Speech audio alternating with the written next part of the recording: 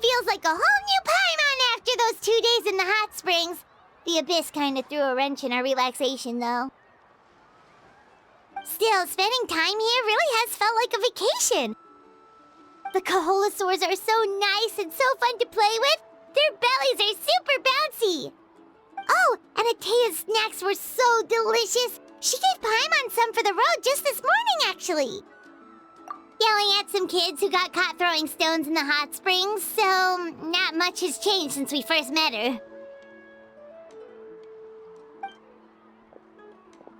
Hey, you guys. Sleep well last night? Yep, this area is so nice. Glad you like it. I was thinking of taking you guys out to do some sea fishing. Later tonight, we can eat whatever we catch. Fresh fish is absolutely delicious right off the grill. Hey, Mualani! Yeah? What do you need? The team sent out to fight in the Night Warden Wars has returned. And Kachina? Is she back as well? Kachina fell in battle. But don't worry, the team was victorious, so the Rite of Resurrection will be held in the stadium soon.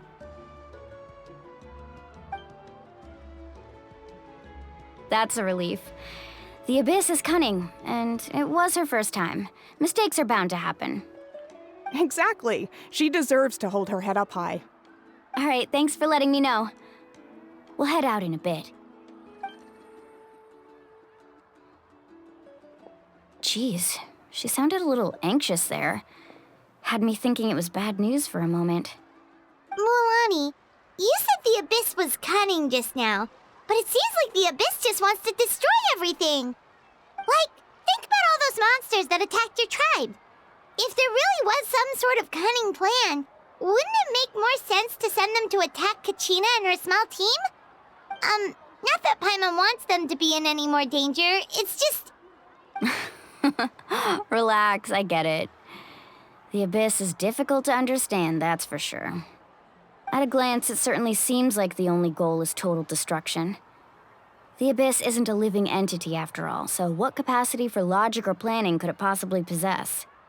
But through our long history of fighting the Abyss, we've realized things aren't quite so simple. 500 years ago, the Abyss invaded Teyvat. You know about that, right? That's right. Conria suffered greatly during that time. But so did every other nation in Teyvat. And Natlan was the worst affected of all. It took the combined efforts of the then Pyro Archon and heroes from every tribe to finally repel the Abyss. Even so, the effects of the invasion lingered for hundreds of years, only able to be reversed little by little. Our tribe's waters were contaminated. The Children of Echo's territory was overrun by dangerous sludge surging from underground. Unrelenting black winds tore across the lands of the Flower Feather clan. It was like each disaster was designed for a specific tribe. Exactly. We once thought that the Abyss's desire for destruction was a sort of primal instinct, but its methods are, in truth, marked by intelligence. We now believe the Abyss has invaded the Night Kingdom, and has the capacity to read the memories of this land at any given moment. And that's how it became so dangerous and cunning. Almost like it knows you inside and out. Yes, and that's why we've been unable to fully eradicate it, even after all this time. Luckily, the problems left behind by the Abyss have been successfully addressed by the various Pyro Archons we've had over the years. Now every tribe is prospering and things are looking up. I mean, just look at what we managed to do a few days ago. We totally fought them off.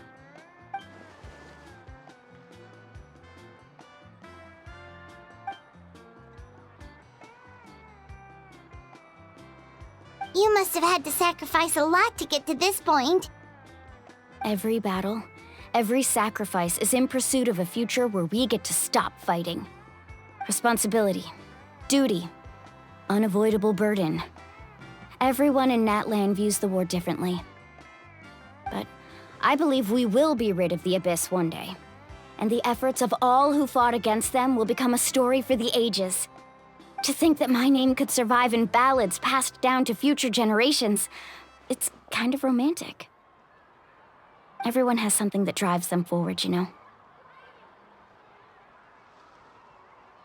We have to. Not only for ourselves, but for our future. Anyway, let's head to the stadium. Our fishing trip can wait until Kachina's back with us.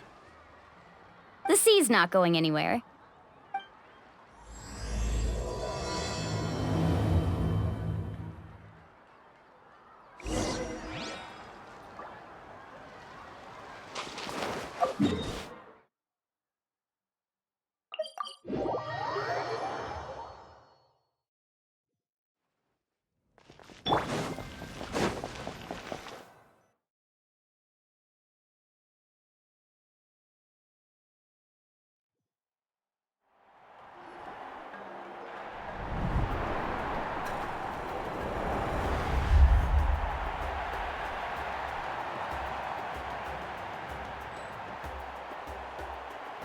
Whoa, this place is packed already! Of course. No one's gonna miss out on the chance to welcome our heroes back from battle. It's their moment of glory. Kachina's gonna be so flustered. She's never had this many eyes on her before. Yeah, she doesn't seem like the kind of person who likes being the center of attention. Looks like I'm just in time. Kanich, you're here! Yeah, a commission ran longer than expected, but I made it. I heard about the incident with your tribe, Mualani. Is everyone all right? Yeah, it's all taken care of. Our new friend here's got some tricks up her sleeve, by the way. She's just as strong as Kachina made her out to be. Hey, look! Is it about to start? That's right. Someone will come out and recite a eulogy, and then we'll sing the Ode of Resurrection together. Come on, let's find a spot with a good view. When the singing starts, just follow my lead and you'll be fine. Let's go somewhere higher up so Kachina can spot us.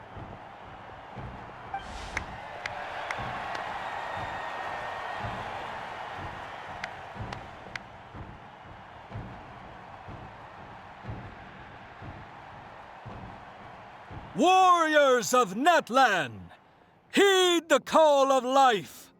We are the inheritors of memory and legend. Those who grew alongside sun and wind. Those who forged our own destiny and future. That is Natlan's fire, the lifeblood of our nation.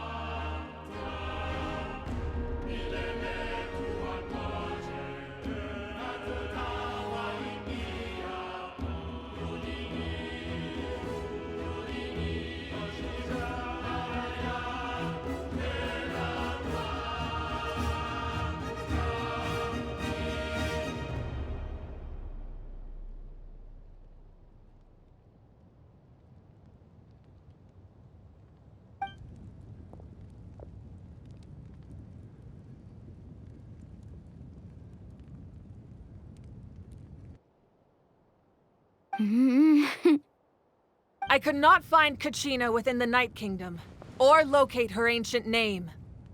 What? What does that even mean? Usually once the ode is complete, the Pyro Archon and resurrected person will emerge from the flames. But something went wrong. What's going on? This has never happened before. Well, I think it's pretty obvious. Clearly, the team sent to fight the Abyss didn't win after all. Think about it. The ode rekindles all victors. We've witnessed it countless times. Since the Archon couldn't find Kachina in the Night Kingdom, that must mean there's more to this victory than meets the eye. Hey! You just haven't gotten over the fact that Kachina beat you in the pilgrimage! Pathetic. The both of you. Your wild guesses are misplaced. We completed our mission. Maybe you did, but who's to say whether that little girl even contributed at all? Maybe she got scared and ran off. Why would the YUB recognize someone like her, even if she was on the winning team? How dare you insult a hero of Natlan like that? Kachina sacrificed herself to repel the Abyss. She doesn't deserve to be subjected to your vile rumors when she's not even here to defend herself. Calm down, Mualani. There's no point arguing with the likes of them. I can't just sit here and let them slander her like that. To insult a hero of Natlan, the person actually has to be a hero. You... Think about it, everyone. Who do you think is really at fault here? A girl who never should have even gone to war? Or the great Pyro Archon? Why would the rules of our nation suddenly stop working? That's true. If she wasn't revived, it must mean she failed to achieve victory. Maybe the YUB interpret victory in different ways? I mean, that girl didn't look all that strong to me.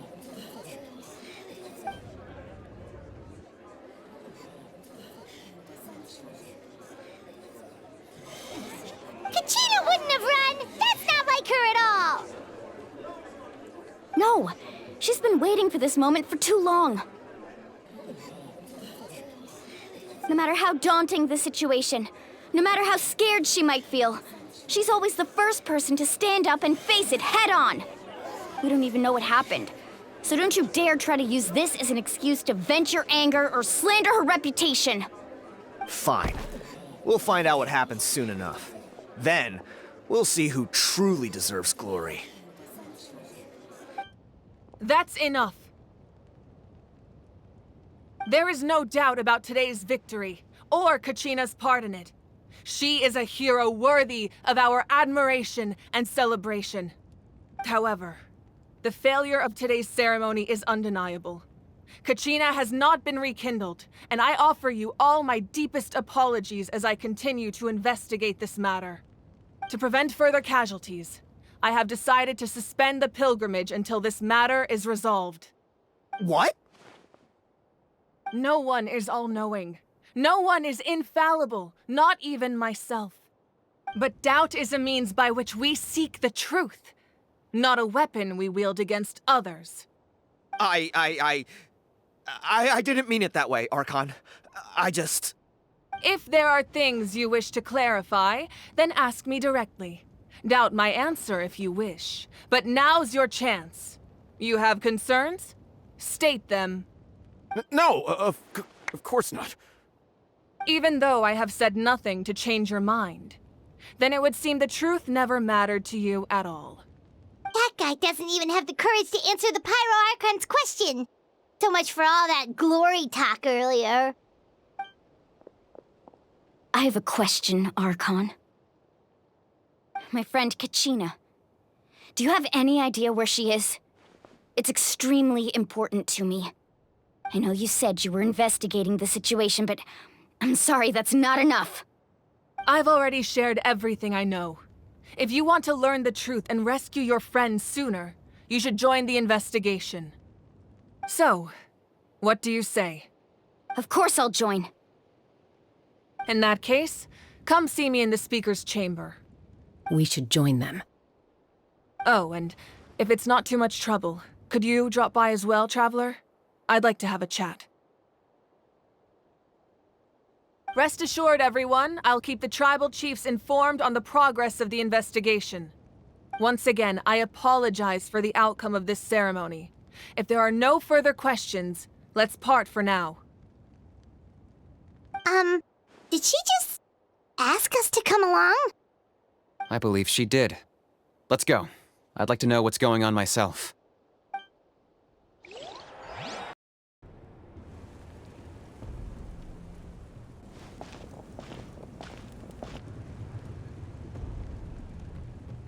The situation is urgent, so I'll get straight to the point. Kachina is undoubtedly a hero of Natlan, and I'm deeply sorry this happened to her. There's been unrest in the Night Kingdom, but I don't know what's causing it. As a result, I've been unable to track down her location. Until we find and address the cause of the unrest, the Ode of Resurrection will continue to be ineffective. And that means Kachina won't be able to come back? That's correct. Not until the problem with the Night Kingdom is resolved. How long will that take? It's hard to say. Kachina always dreamed of fighting the Abyss, of doing her part to defend Natlan. She wasn't afraid of death because she knew, if it came down to it, the Pyro Archon would be there to bring her back to life. Whenever we sat down together, exhausted from training, she would always hum the Ode of Resurrection. She was supposed to come back to us. We were supposed to hug her and celebrate with her and share her joy. We supported her every step of the way, but what are we supposed to do now? Sit peacefully and wait for her return? Lose ourselves in grief over her death? Tell me, are we her friends? Or her murderers? That's not fair, Mualani. It's all right. I understand your rage and your grief. Kachina's life means a great deal to me, Mualani. Believe me, I want to bring her back as soon as possible. I would give you that peace of mind if I could. But please, hear what I have to say so I can at least give you a broader picture of the issue we are now facing. Considering the recent attack on your tribe, I believe the Abyss has found a new means of undermining the rules of our nation. You mean... The Sacred Flame. The foundation of our resistance against the Abyss. If we continue to hold the pilgrimage and send teams to fight the Abyss, there will likely be more casualties. But if we stop altogether, the Sacred Flame will only grow weaker. The Abyss will scale up their attacks, and the tragedy we saw with the people of the Springs will only be the first of many. If we compare the two choices, the former seems to be the lesser of two evils. Sorry, I know that may sound harsh, but I bear the name Malipo. Weighing the costs is my duty. The raw truth can be cruel. But we need to understand it if we want to approach this rationally. But what would you say, Mualani? This is personal for you, and unlike Kanich, I dare say it's not a simple case of weighing up which course of action is less painful, is it? No. I can't choose between them, and I don't want to. Saying that one is preferable over the other is disrespectful to the people who suffered. You're saying it doesn't matter whether I suspend the pilgrimage. The consequences will be equally painful. Yes. What happened to Kachina breaks my heart. But I couldn't bring myself to sacrifice other people for her sake. And that is the crux of the problem. It's not simply a matter of choosing the lesser of two evils. Either way, there will be people who suffer. And the end result will be the same. Belief in the pilgrimage will waver. Once doubt has crept in, the people will no longer unite in battle against the Abyss. And that is exactly what the Abyss wants. Their ultimate goal isn't to break the rules that make the Ode of Resurrection work. It's to destroy the people's faith in them. To prevent what happened to Kachina from happening to anyone else, we need to suspend the pilgrimage. So that is my current plan. And in the meantime, I've made efforts to strengthen each tribe's defenses. Then, we have to find another way of strengthening the Sacred Flame to keep the Abyss at bay. This won't be easy. I'll need time to figure out the best approach. I understand your anger, Mualani, but I hope that provided some clarity at least. Wow. Paimon thought things were gonna get heated for a second, but the Pyro Archon took the time to explain everything so patiently. I owe you an apology, Archon. I let myself get carried away earlier, and I'm sorry. You're right. We need to focus on finding solutions. We could always hold the pilgrimage without sending a team to fight in the Night Warden Wars. That way, we would still be able to fuel the sacred flame. I've considered that, but the two events have nearly always been linked. Without the chance to fight the Abyss, pilgrimage rankings lose their prestige, and competitor numbers will drop. With fewer participants, the amount of contending fire produced will decrease, and the vicious cycle will continue indefinitely. So, essentially, the Abyss has taken Kachina hostage. You've learned about the concept of ley lines during your travels, yes? The Night Kingdom is something similar. Staying there for a short period of time shouldn't have an effect on the person. But with the Abyss in the picture, it's a different story. Your sense of self will be devoured until eventually you become one with the Sea of Souls. Imagine pouring a cup of water into a rushing river. You can try to scoop up another cup, but there's no chance it will be the same water you had before. I won't sugarcoat it. That is the danger Kachina is currently facing. Just like you said, Archon. Both of these problems need to be addressed. You can focus all your efforts on dealing with the Sacred Flame. I will go search for Kachina. The Abyss poses the same threat to you as it does to her. It is very possible you will not return. Knowing that, do you still choose to go? Kachina's waiting for us to rescue her. That's all that matters. I failed to protect her during our campaign, but I can make it up to her now. I choose to go as well. Traveler? What do you think? Understood. Then I'll support you in any way I can. The Masters of the Nightwind have a technique that can extract an ancient name from the ley lines. If we can find Kachina's ancient name, I can use the link between them to pinpoint her position within the Night Kingdom.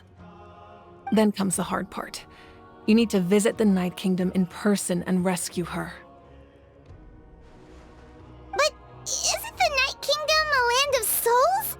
Can we even go there? Under normal circumstances, only the consciousness can enter. But there is a way to go there in person. However, know that the Night Kingdom will attempt to repel you, and the Abyss certainly won't leave you be. That's fine by me. Same here. Fighting the Abyss is nothing new for me. So, Paimon's the only one who's scared? Well, if you're going, Traveler, Paimon's going too. Citlali of the Masters of the Nightwind once created an artifact that can be used to communicate with the Wyab. We call it the Spirit Speaker Stone. It was originally used as a ceremonial artifact wielded by the tribal chiefs, but that spiritual quality also means it can be used to search for an ancient name. That was the artifact I delivered to the Scions of the Canopy a few days ago. Didn't think I'd be hearing about it again so soon. Thank you so much for your help, everyone. Your thanks are unnecessary. I will offer you whatever aid I can, but your fellowship and courage are what will truly decide the success of this operation.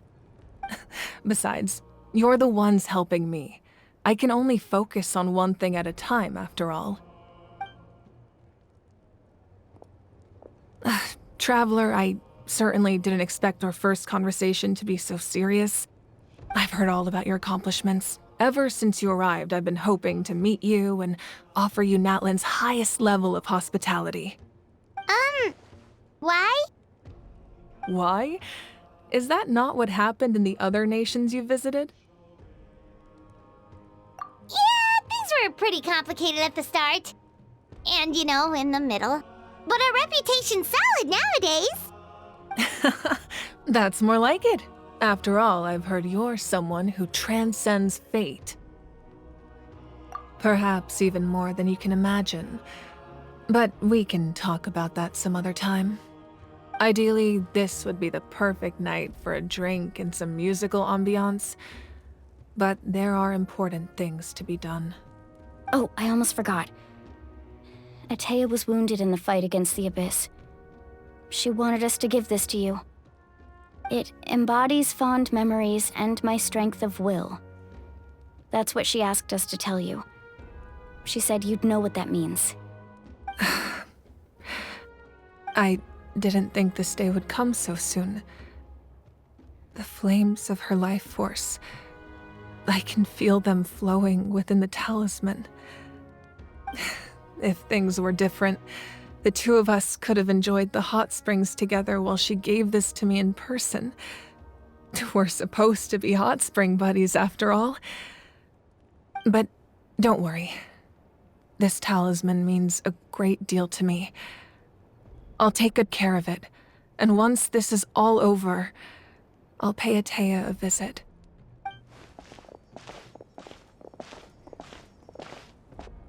You said you didn't want to jeopardize the production of Contending Fire. But that's not at all why you decided to suspend the pilgrimage, is it? You're right. Even now, the production of Contending Fire is far from sufficient. The gradual corrosion caused by the Abyss has resulted in a massive shortage of pyro energy, and we're currently at the breaking point. As things stand, the pilgrimage is a lost cause. Suspending it allows us to save our strength to defend the tribes. The Abyss has brought catastrophe to Natlan, and Kachina's disappearance in the Night Kingdom is a direct consequence of that. We can't let the general public know that. No. If the public learned that Natlan's destruction was close at hand, there would be immense panic. But if I said nothing at all, they would have continued to question the integrity of Natlan's heroes. Another simple choice. The latter was clearly the better solution. But you chose otherwise. I have never subscribed to the belief that the right choice is the one with the fewest sacrifices. Let's go. There's still a way for the sacred flame to last a little longer. You mean? Yes. Come with me.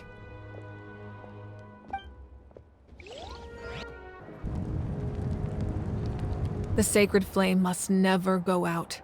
Not only does it strike fear in the Abyss, but it's also the pillar of Natlan's stability.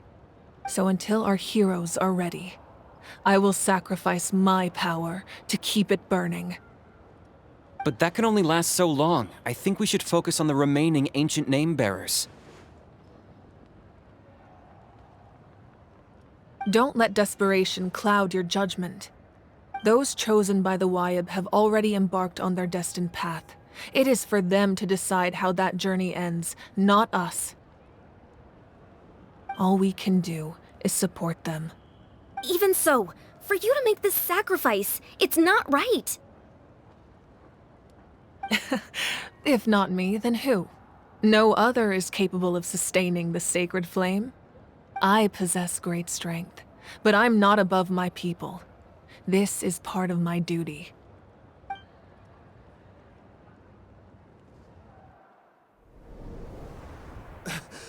Archon, it's the Fatui!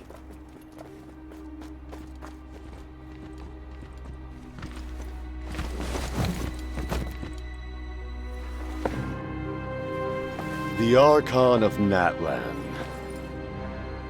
A force to be reckoned with.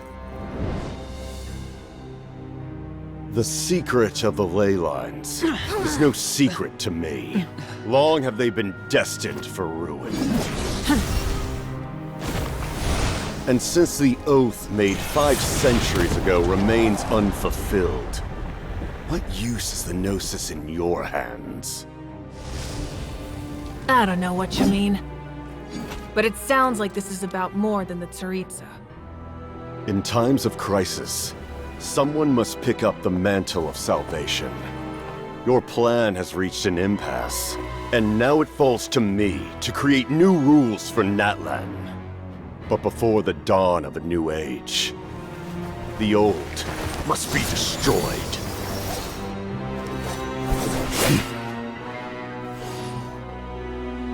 I assume that's the end of your speech? Good. People like us.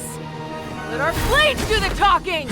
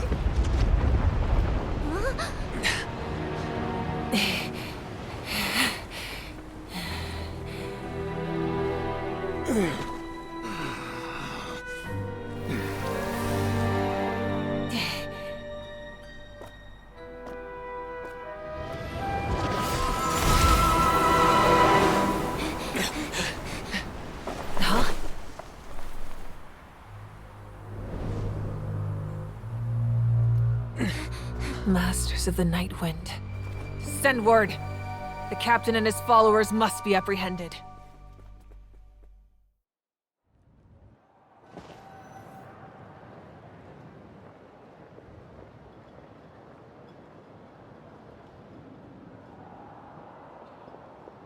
Are you all right, Archon? He was a formidable opponent. Exactly what I would expect from the first of the Fatui Harbingers. I never imagined someone could match you in combat. If the Tsaritsa sent him here, why would he bring up what happened 5 centuries ago? Yeah. And how much does he know about Natlan? The Harbingers are all driven by their own personal goals. The only purpose that unites them is collecting the Gnosis. But I'm sure the captain has his own reasons for being here as well. Whatever his motive, we should shift our focus to the Fatui. If they attack again, and we're not prepared, we're done for. No, we're running out of time. The wound I inflicted should hold him back and weaken him for the time being. Besides, I'm sure you noticed, the power that came to his rescue just now came from the Masters of the Night Wind. In other words, there are traitors among us. Not necessarily. This could prove to be a very valuable turn of events. When we exchanged final blows, I sensed an unusual presence within him. I'll need to investigate further. Kanich, go to the Masters of the Night Wind and look into who could have aided the captain. Speak to Sitlali. She should know. Of course, I'll head out right now. Do you still intend to... Yes, but fear not.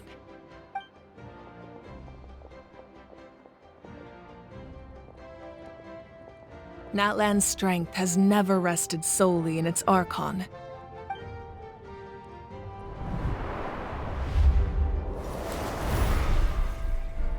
Together we foresaw the only path that leads to our nation's future. We must trust in that vision now.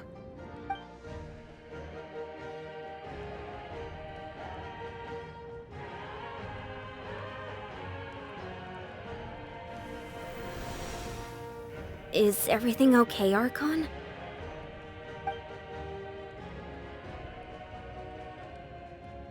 Completely fine. Just lamenting the fact that I never got a picture when I could still turn my hair into flames. Too late now.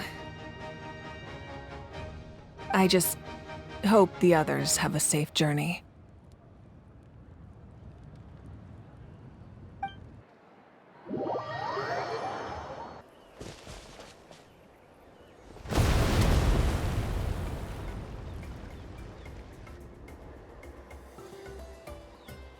What's happening at the stadium?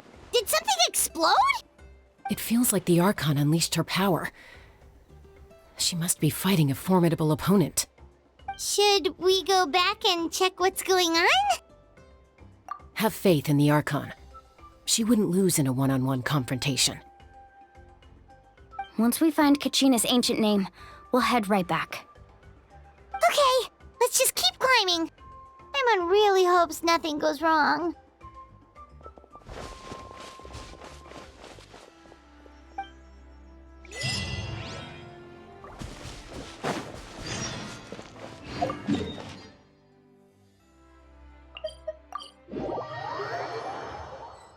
That's Waina, the tribal chief.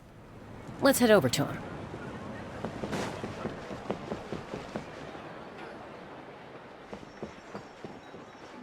Chaska. Nice to see you again, Waina. I'm afraid we don't have time for pleasantries, so I'll get right to it. We're here for the Spirit Speaker Stone. Whoa, hold on a second. At least tell me why you need it first. My friend Kachina is trapped within the Night Kingdom. We need the stone to find her ancient name and rescue her.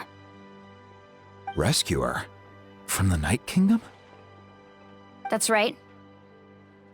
I'm sorry, but someone needs to tell you what you don't want to hear. Going there, a mature warrior would never make such a foolish decision. The nature of battle is unpredictable. You never know how it's going to end. Losing a friend is tragic, but when that happens, the best thing you can do is focus on how to prevent further casualties. I appreciate what you're trying to say, Chief Waina. But if the price of maturity is abandoning a friend in need, I'll choose foolishness any day. If Kachina's still holding on, then so will I. I thought you might say that. Is something wrong, Waina? This doesn't seem like you. Life isn't complete without taking risks. That's always been your mantra. It's nothing. The Night Kingdom is a dangerous place. Can't blame me for checking if you were up to the task. If you're that determined, far be it from me to stop you. Here's the stone. Keep it safe, okay? It's not like we have a spare. Thank you. Huh. Seems like you two go way back. But aren't you from the Flower Feather Clan, Chaska? Oh, Chaska's a peacekeeper, so she's famous throughout the tribes. She's always the one people call to resolve conflicts, so we slowly got to know each other that way. Her younger sister Quichi's always hanging around our tribe, too. She's helped us out a lot in the past. Oh, you have a younger sister? Yes, I'll introduce you to her sometime. But let's get back to business. Waina, how do we use the stone? As you probably know, your intended destination is completely different from the real world. The Night Kingdom is like a river flowing with concepts, and the ancient name you seek is like a tiny fish swimming downstream. In that sense, the stone is like a fishing boat drifting down the river, but the boat alone isn't enough. You need a fisherman experienced enough to steer it in the right direction. We couldn't do that ourselves? With a little practice, I'm sure you could. You have the strength and the talent. If you want to make sure this works, though, I could recommend someone to you. Who? Vichama, a legendary warrior and scout from our tribe. He's got a keen eye and a well-honed intuition. Even his ancient name means to seek. If you're fishing for a name, you're gonna want him on the boat. Vichama? Why does that name sound familiar? He's one of Auntie Atea's hot spring buddies. I've heard stories about him. Where can we find him? Ever since Malco passed, he spends most of his time gazing out at the scenery from the cliff tops. Follow the path that way, and I'm sure you'll find him. Thank you. We'll go look for him there. Good luck. I hope everything goes well.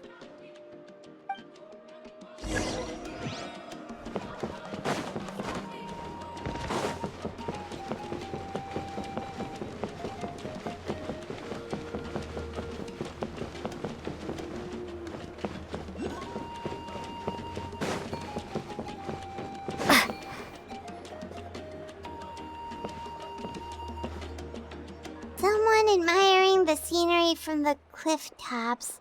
Ah! That must be him! Hello there, are you Vichama?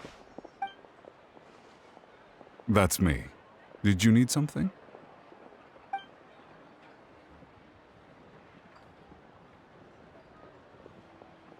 What?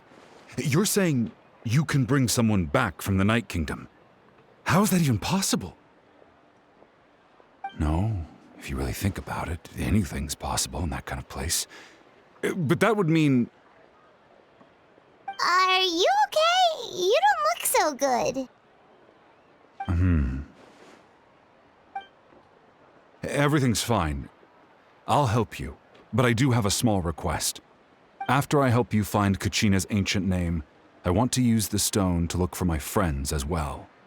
Your friend? Oh, why not mention someone named Malco? Is that who you're talking about? Yes, but I'd rather not get into it if it's all the same to you. That's not a problem. We agree to your request. Yeah. Since you're helping us find Kachina's ancient name, it's only right that we return the favor. Then we're agreed. Can I have a look at the stone?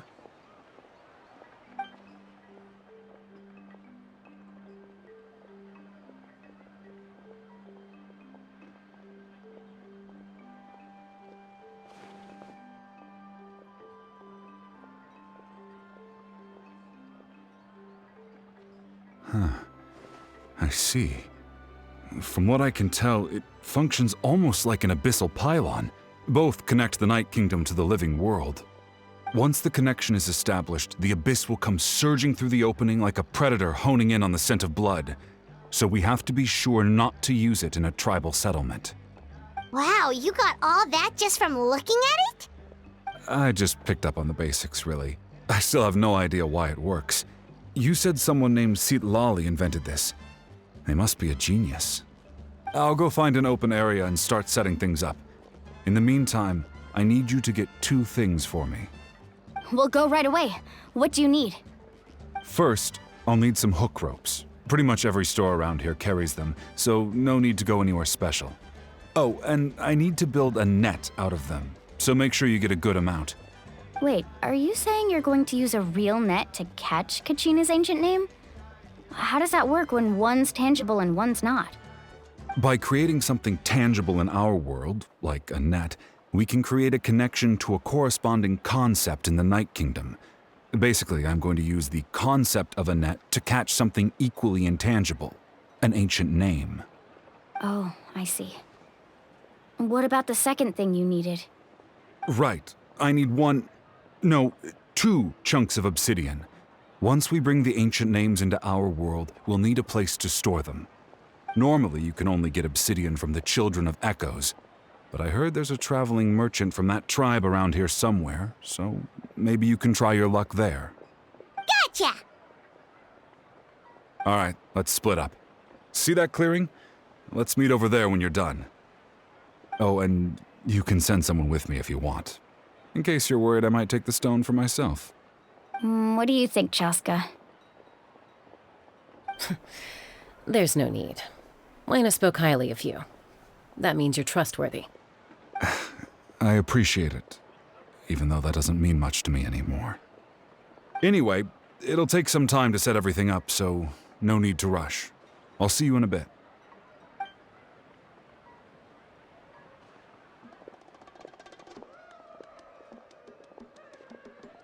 What an odd guy. He seemed so defeated, but also really invested in the stone at the same time. I don't have any more insight than you, Paimon. Let's just focus on the preparations for now. Hang on, Kachina. We're coming for you.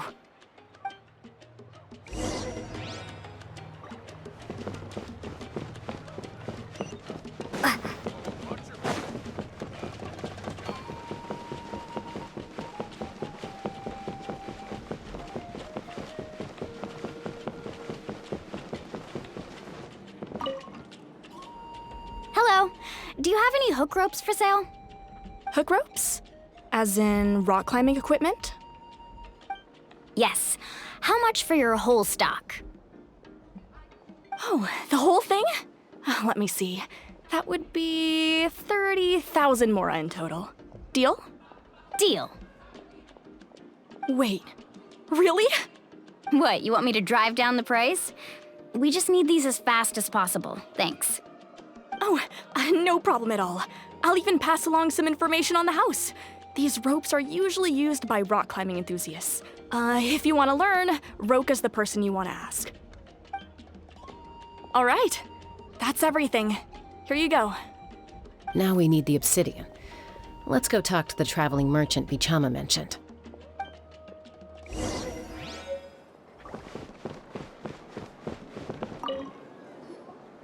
Excuse me, do you sell obsidian?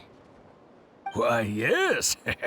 I've got a chunk for sale right over there. Perfect. Is that the only one, though? We actually need two. That might be tough. Tell you what, I'll take a look through these boxes over here and we'll see what we can find. Thank you so much. We'll wait here.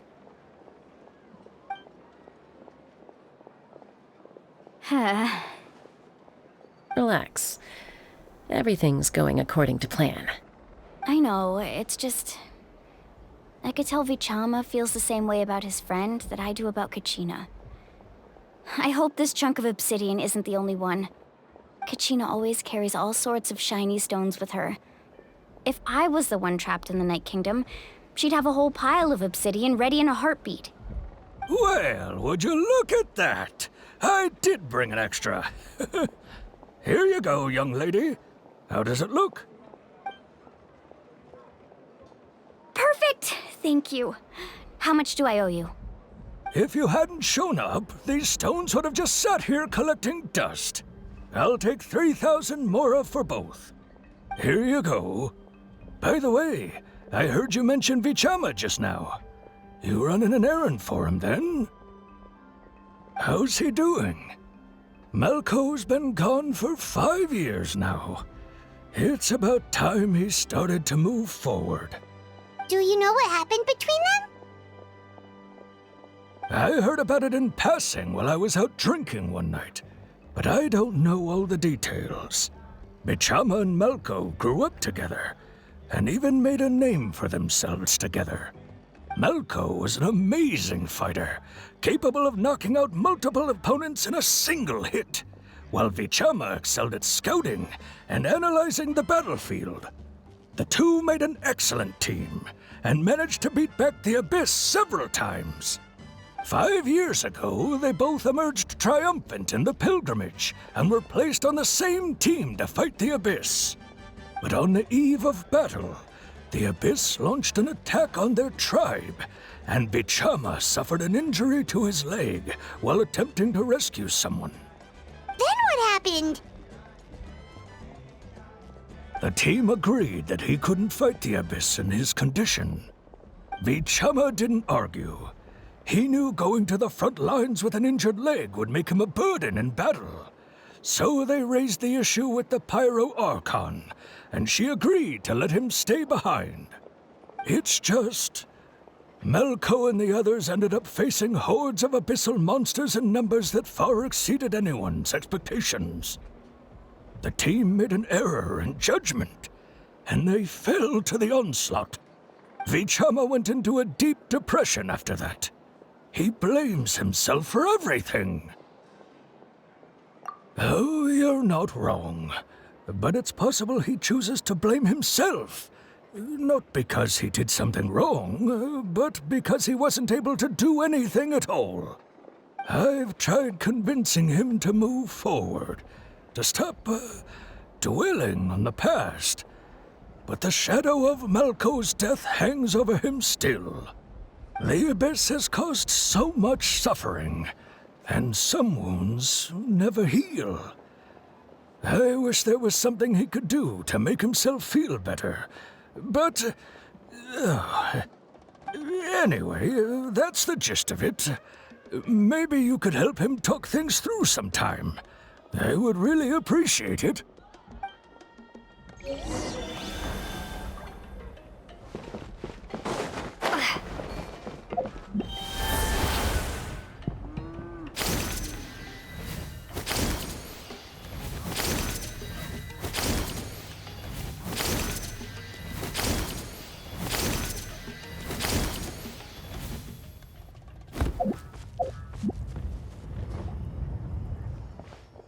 Did you get everything? Yep, it's all here. When do we start? I've made all the necessary adjustments, so we're good to go. As agreed, I'll help you find Kachina's ancient name, and then you return the favor. Go ahead.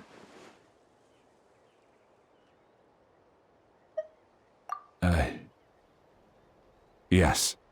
After Malco fell, I scoured the battlefield to see what happened. It turned out he wasn't bested by some impossibly powerful foe. He was dragged to his grave by the sheer number of enemies. If I had been there, I would have been able to sense the danger. I could have warned them not to advance.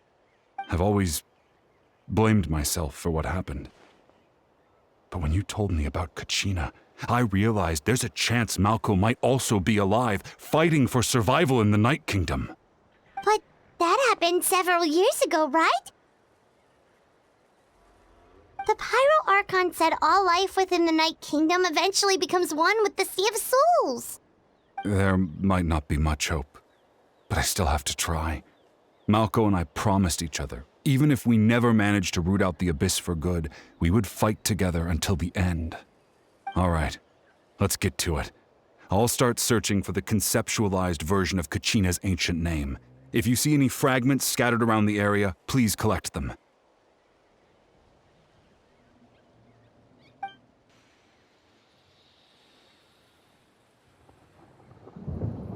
Make sure you prepare yourselves for battle. As I said, the stone will link the mortal realm to the Night Kingdom. The Abyss will likely emerge in response. Look at that golden thing. It must be one of those fragments Vichama mentioned. Let's get closer.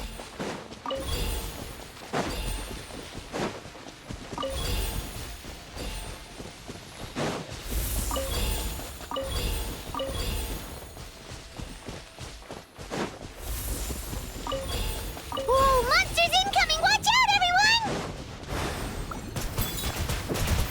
Water jet! Skyward! Wind strider! As one with wind and cloud!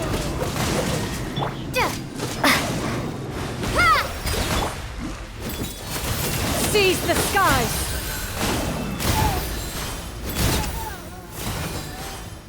Yeah!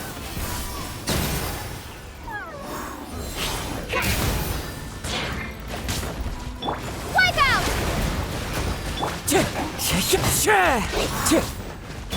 Skyward! Scatter!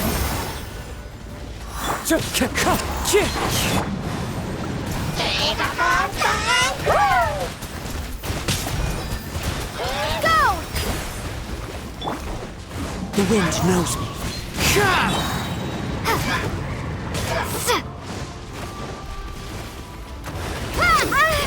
Clouds high, the birds call.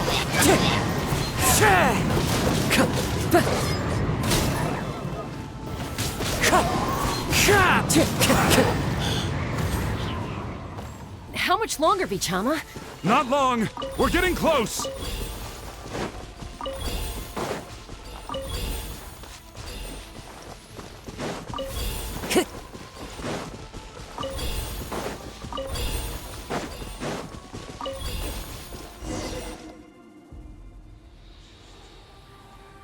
Vichama!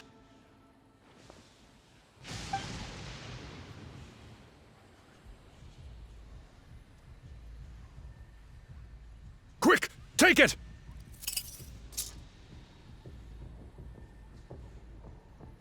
I found Kachina's ancient name. Hang in there, Malko. Just a little longer. Something's not right. The power of the Abyss is getting stronger. The Abyss is corroding his body.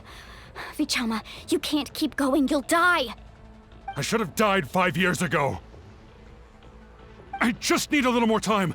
Please, I'm almost there. Thank you.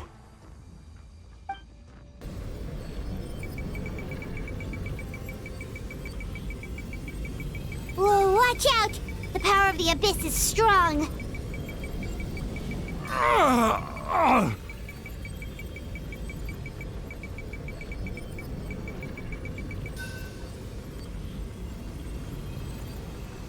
This power. Hanging in there? Malko. No! Why can't I find him? Why? We can't wait any longer. Pull him away from the stone, Mualani. I already tried, but the power of the Abyss has him in a chokehold. It's like he's tied to the stone with an invisible rope. In that case, we have no choice. I'm sorry, Seat Lolly. Get back! Chaska, wait!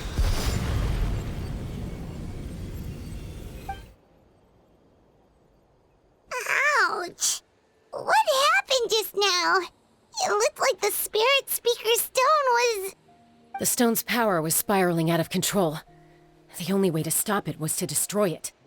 You were all caught in the shockwave of the explosion. You might feel dizzy for a while, but that's normal. Give us a heads up next time, will you? You're lucky we managed to dodge it in time. I thought I said to get back. Yeah, barely a second before you made it go poof. Not everyone has your reflexes, Chaska. We were this close to getting dragged into the explosion. Okay, I'll be more careful next time. At least Kachina's ancient name is still in one piece. Wait, where's Vichama? Vichama! Vichama! I couldn't find Malko's ancient name. It must be completely gone by now. Once your ancient name disappears, there's no coming back. From the very beginning, I knew there was a slim chance, but still. And now... it's too late to save him. From the minute he left that day, it was already too late. Vichama. I'm sure he's heard enough condolences over the years. Let's just give him some space. Huh? What's that in your hands, Vichama? It looks like something's glowing. Huh? This is...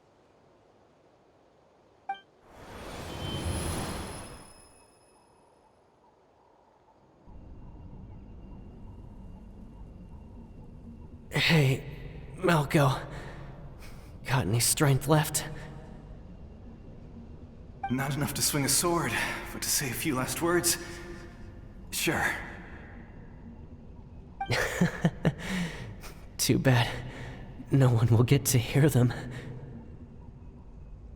I never thought I'd actually die on this mission.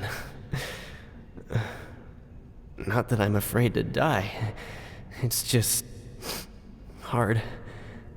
Thinking about my mom's face when she hears the news. Guess I have something to be thankful for then. My parents died a long time ago. They won't have to mourn me.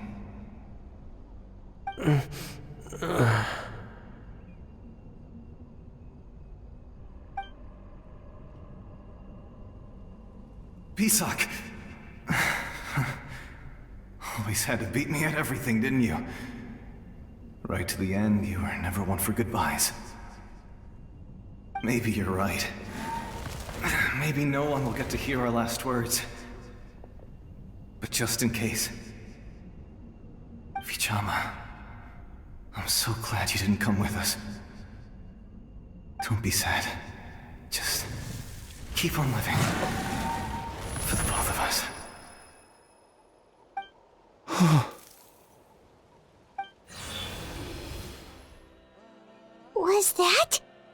memory? Seems like we were able to salvage something after all.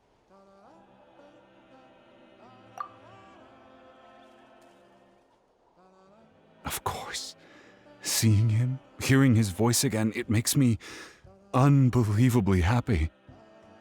But it also brings with it an even deeper pain. A deeper pain? Why? Malco was always the type to put on a brave face. But in that memory just now, his hands were shaking, and his smile was forced. For all these years, I regretted not being able to fight alongside him to the end.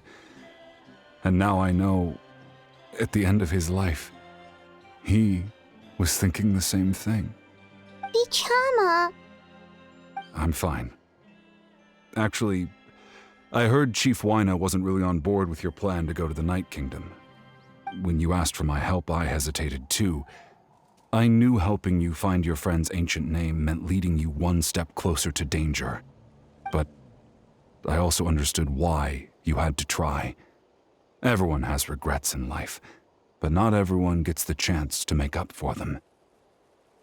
Once allowed to fester, guilt strips us of our most valuable qualities as warriors. In that sense, we might as well choose the braver path from the very beginning. If I could do it all over again, I would have followed Malco to the front lines no matter what. Even with an injured leg, there were still things I could have done. That way, even if the outcome stayed the same, I still would have fought alongside him to the end. There are critical junctures in life, and if you don't seize the chance to act, there's no going back. That's something I had to learn in hindsight. But you're still at the crossroads of your journey, so I hope you can walk away without regrets. Thank you, Vichama. I feel even more determined now. Kachina will come back to us. I'll make sure of it. I promised I would find her, and I intend to keep that promise. That's good to hear. Strange. My body, it's... Once abyssal corrosion enters the body, a portion will fuse itself to your internal organs. Even though the Traveler possesses powers of purification, the corrosion can never be fully eradicated. Thanks to her, though, you are only briefly exposed. Slowing your breathing and controlling your emotions should help you keep the symptoms in check.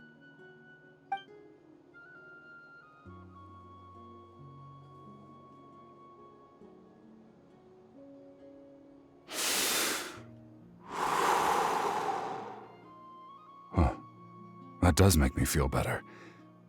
You seem very knowledgeable about all this.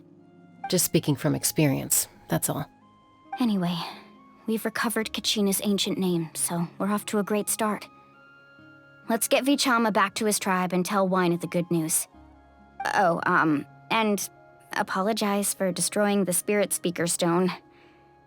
We had no choice, though, so he'll probably understand. Right?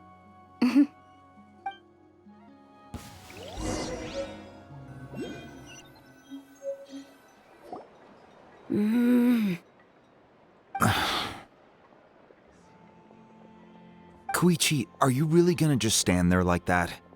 I don't know what you want from me. I think you know exactly what I'm trying to say, Uncle Wyna. I can hear it in your voice. Honestly, it's just one thing after another with you two. They're back. Koichi? What are you doing here? Don't play dumb with your own sister. You know exactly why I'm here. My apologies, everyone. I just need to borrow Tosca for a few minutes. You come with me.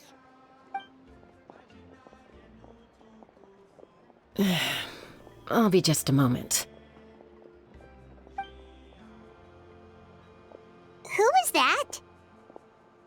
Koichi, Chaska's younger sister. Although the two aren't actually related by blood, it's kind of a long story. It's not really my story to tell, but I guess it's not a secret. You see, Chaska was actually raised by cuckoo sores. She was afflicted with a rare disease when she was a child, and abandoned in the wild as a result. The Abyss found her out there, all on her own, and tried to devour her. But in the end, all that did was trigger her will to live. That strength of will pushed her to survive. But it also planted a seed of conflict within her. Eventually, she was adopted by the Cuckoosaurs. Wherever they went, she followed, getting into fights right and left. For some reason, Paimon can totally imagine that. Well, when Chaska finally returned to human society, it was Koichi's parents who adopted her. At the time, Chaska still had a habit of getting into fights, so Koichi was always taking her around, apologizing to everyone. Ah, I remember those days. One of those fights was definitely with me. But, you know, kids. You're fighting one minute and your friend's the next. Eventually, she found a way to rein in that desire to fight. And now she's who people call to resolve conflicts. She's known as the Peacemaker. It sounds like she still argues with Koichi, though. Don't siblings usually stop fighting when they get older? That's partly my fault. Koichi asked me to stop Chaska from doing anything dangerous, but you probably know by now, once Chaska makes up her mind, there's no changing it. Oh, I get it. No wonder you tried to talk us out of going to the Night Kingdom. Chaska even said that wasn't like you. I'm all for your adventure. You need to take risks when you're young, because by the time you're my age, you couldn't attempt something like that even if you wanted to. Better try now than live with regrets later. That's what I say. Still, I can understand where Koichi's coming from. In the end, nobody wants to sit back and let a loved one put their life on the line.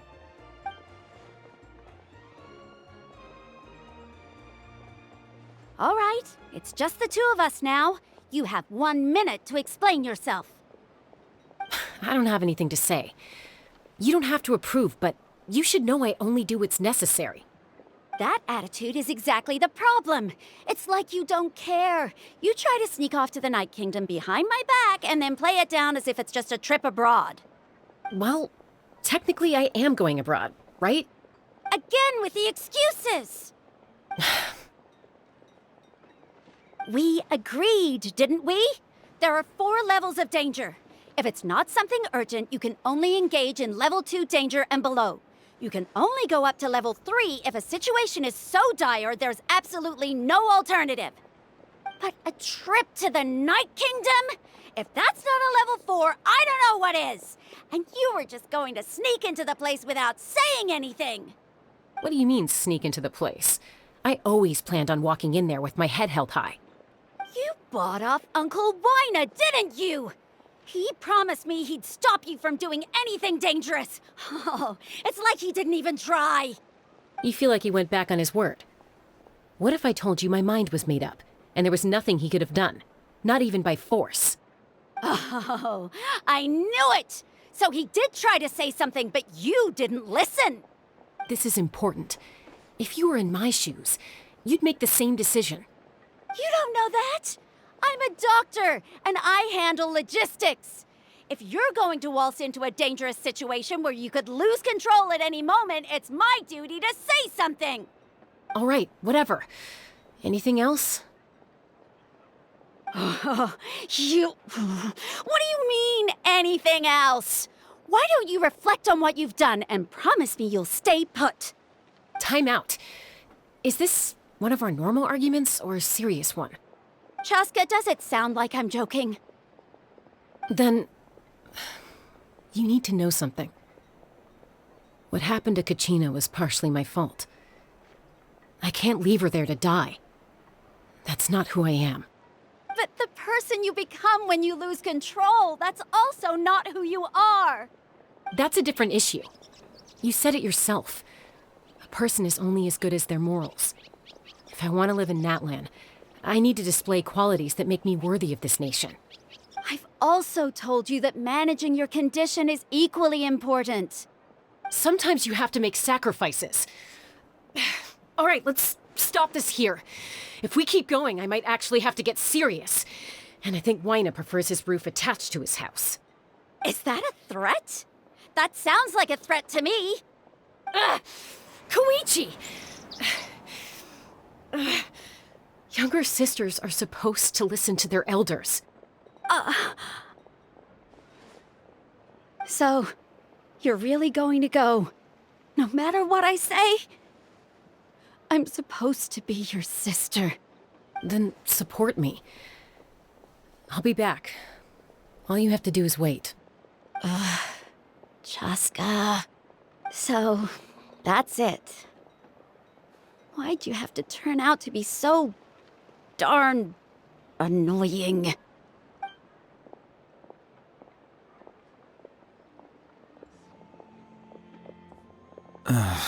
You two are something else. Something you wanted to say? I know you aren't related by blood, but you two sure are similar. Really? You know, I said that very thing to Koichi not too long ago, and she reacted the exact same way, down to the very tone of voice. It's not my place to get involved, but I will say this. Try to spend a little more time with your sister. You're tough kids. That doesn't mean you have to go it alone. Thank you. Anytime. All right. If you're done with the Spirit Speaker Stone, you might as well hand it over. According to Kinich, it's an important ceremonial artifact, so it'd be safer to keep it with me. About that. If only Tone-Deaf Bard was here, he could have repaired it just like the Holy Liar. It might be in a few more pieces than you remember. Huh?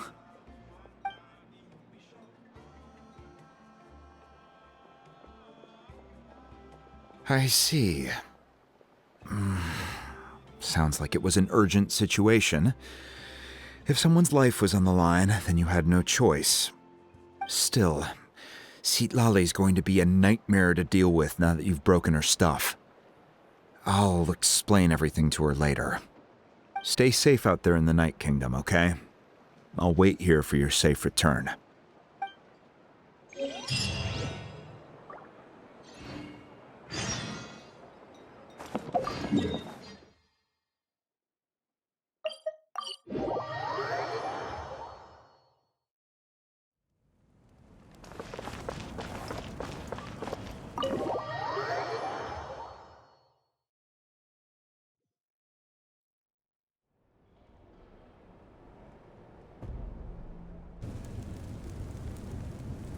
We're back! We found Kachina's ancient name, too!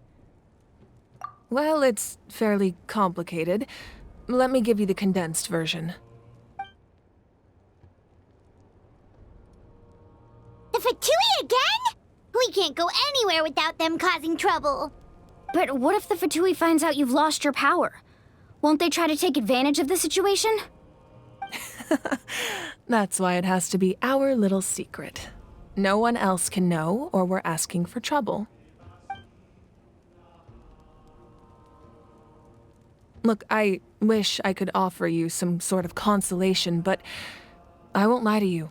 With multiple factions closing in, there's nothing comforting about the situation we're facing. Still, all you need to do is focus on your goal. You can leave the complicated matters to me. I can also step in on the Pyro Archon's behalf. There's a limit to what I can accomplish, but I'll help you however I can.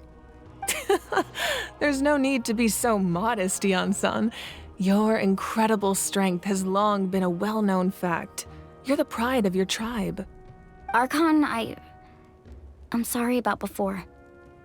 You have so much on your plate, so much that you have to worry about. But all I could do was focus on my own feelings. You have nothing to be sorry about. We all get overwhelmed by our emotions, myself included. Your reaction to Kachina's disappearance, I understand that feeling very well.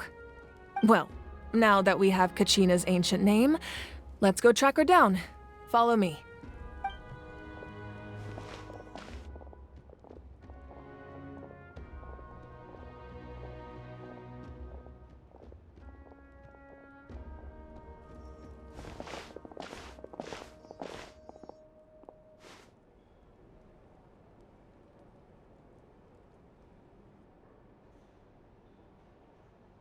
What is this place?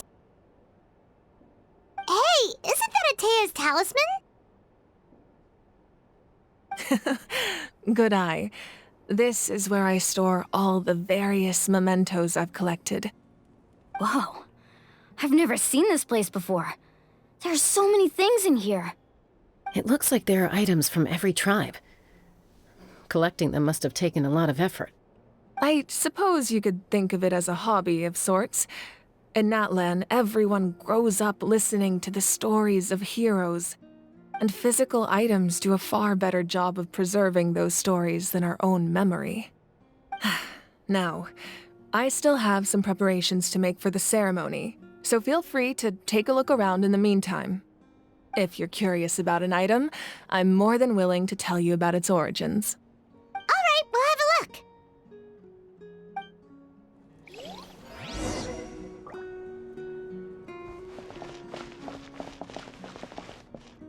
This fishing basket looks familiar.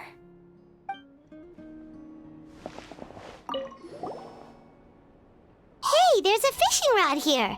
It must have belonged to the people of the springs. That's right. It belongs to a legendary fisherman named Matavaru. I have his entire set of fishing equipment, actually. He and I met in a tavern. He told me about a particular kind of giant fish and his meticulous plan to catch it. In his eyes, I saw a hunger and a strong fighting spirit.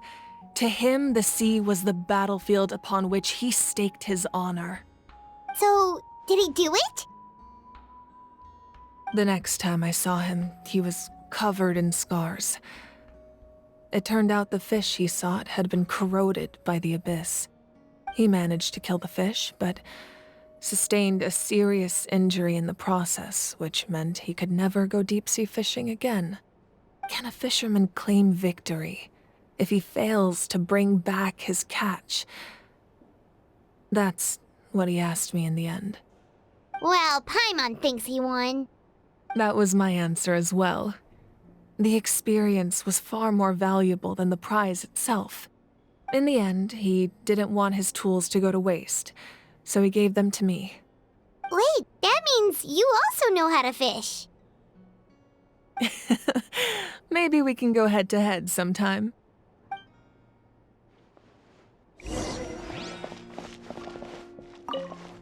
Make sure to handle everything with care. This cup, for example, it's heavier than it looks.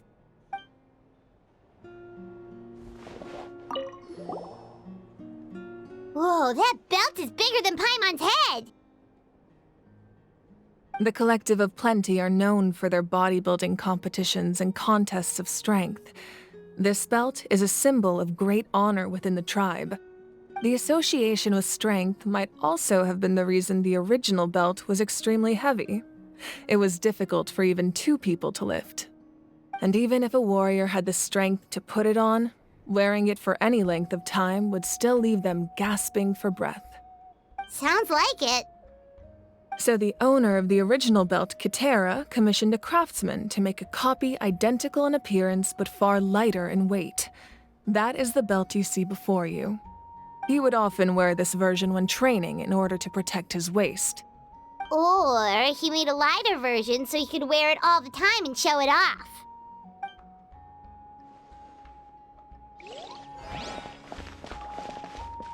This flower looks like it's thriving.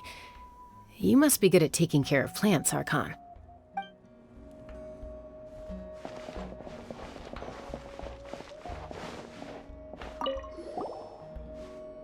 This is Atea's talisman. I'm sure you're familiar with this one already. Atea was rarely ever without it. The talisman brought her a lot of luck in battle.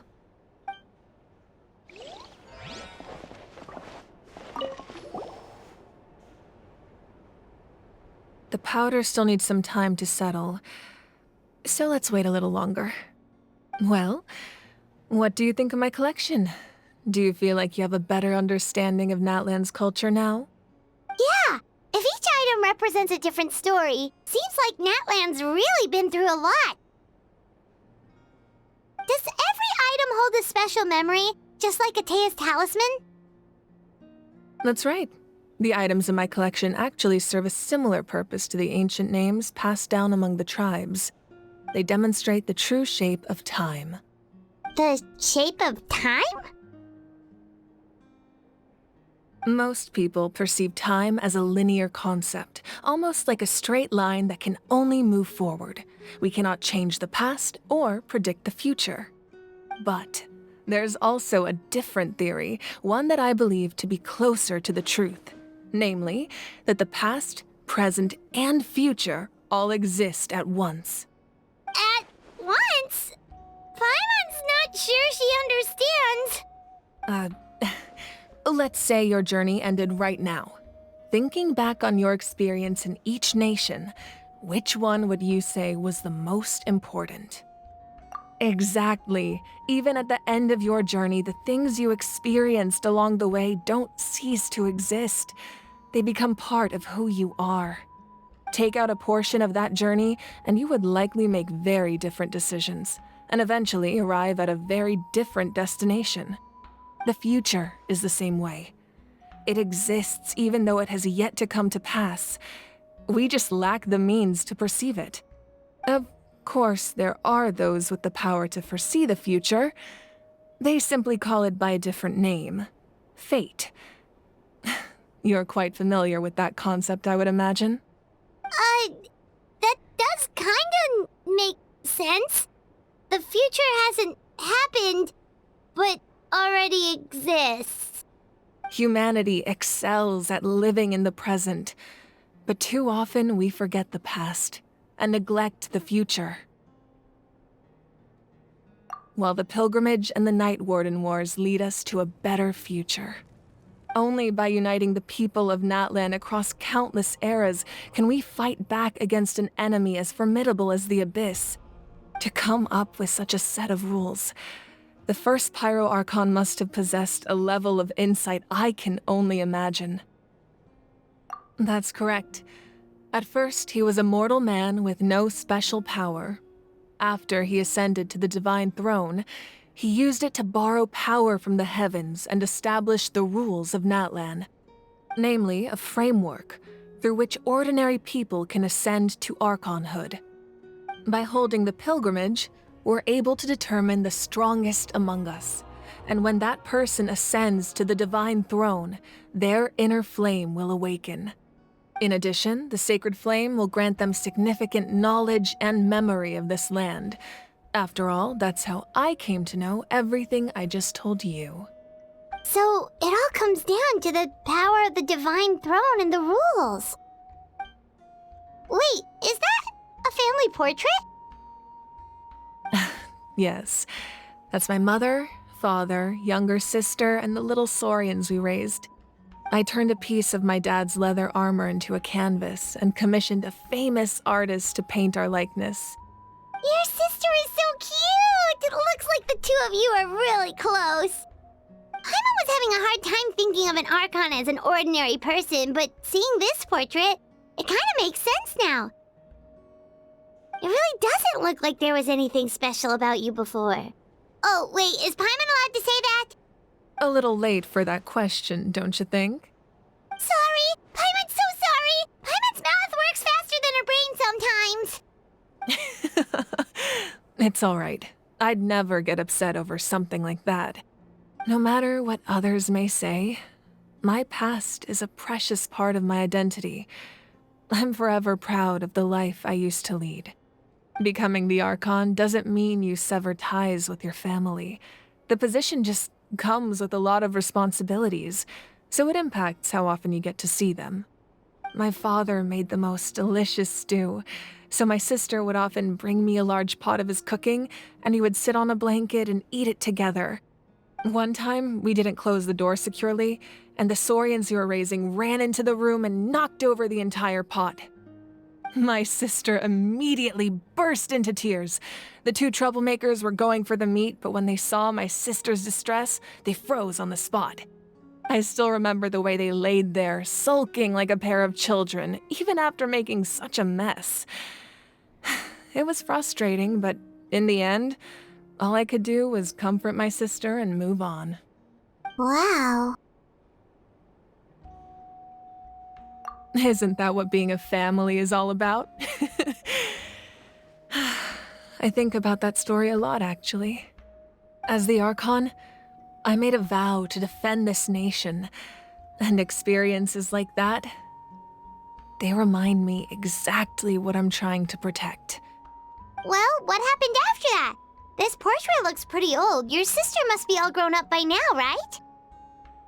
I believe she ended up working as an architect and artist. She built many houses and crafted many beautiful works of art. Anyway, that's enough about me. Now that the powder is settled, we can begin. Ian-san, Mulani, Chaska, over here, please. Place the ancient name up there, and then we'll begin.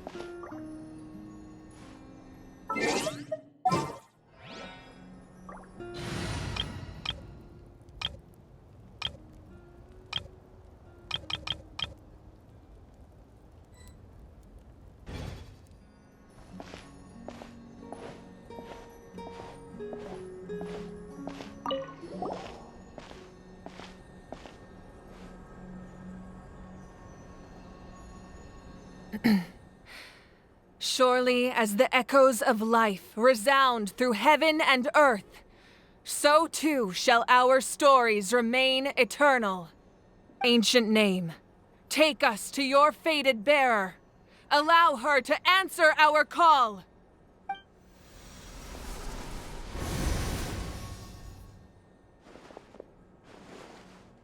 Am I hallucinating again? Kachina! Are you okay? Huh? I'm not seeing things, am I? Is the Abyss playing tricks on me again?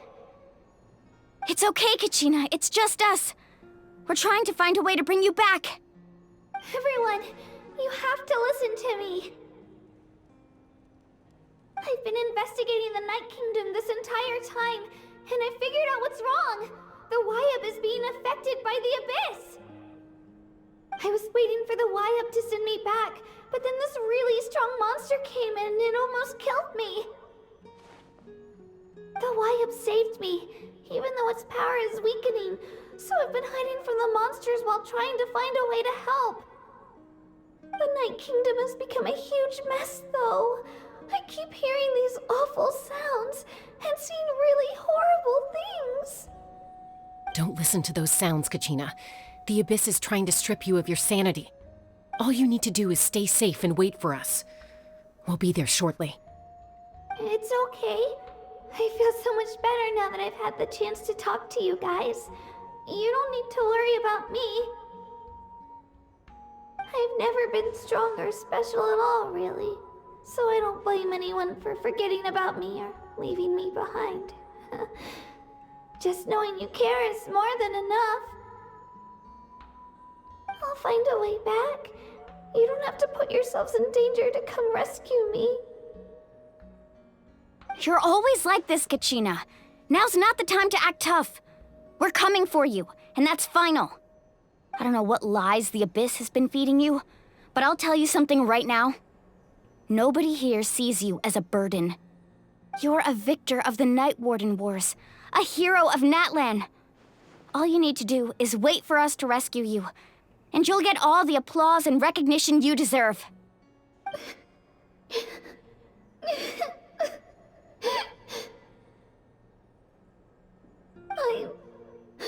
I'm really scared. Everything's so dark and creepy here. And I want to go home. Still, I don't want you to put yourselves in danger because of me. I All you need to do is place your trust in us, just like you always have. No one fights alone.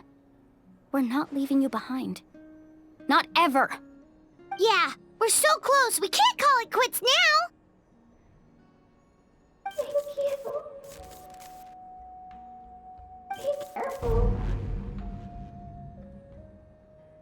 Looks like we've lost contact. Now comes the most dangerous part.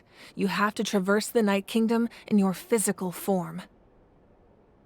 This entrance to the Night Kingdom was left behind after an abyssal invasion. Even a brief amount of time inside could expose you to corrosion. I know. I'm prepared for that possibility. All right, then I wish you all the best. I'll tell Koichi to be ready just in case. She's very experienced in dealing with abyssal corruption. That face you just made. Don't tell me you two got into another argument. No, I just feel bad for creating more work for her. I'll go with them too, Archon. The more people, the stronger the party. Thank you so much for your help, everyone. It really means a lot that you're willing to brave these dangers with me. There's no time to lose, so let's get going. Now that I've lost my power, I won't be able to provide much practical support. But I can still keep an eye on the situation from here. Eon-san, I know it's unlikely, but if you encounter a situation you can't handle... That won't happen. I hope not.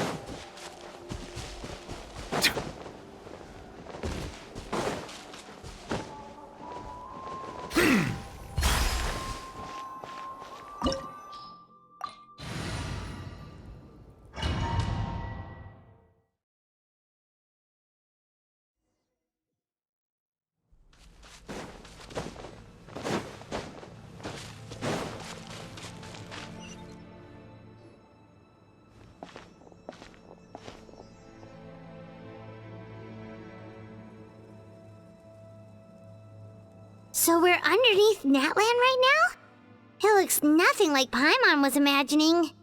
That's because in the distant past, Natlan was home to an incredibly advanced civilization ruled by dragons. Humans only established their own society after the fall of the dragons. So these are Saurian ruins? Wait, you mean like the elemental sovereigns? They had their own advanced civilization?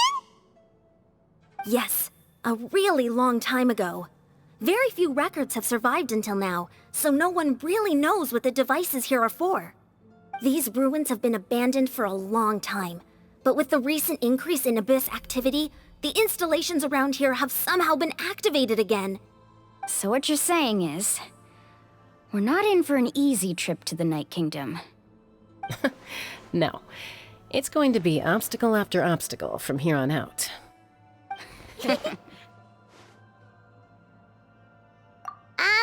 Why are you all laughing like that? It's creeping Paimon out. It's the pre-adventure excitement kicking in, right guys? Of course. I'm eager to get started. Then let's go. We won't let anything stand in our way.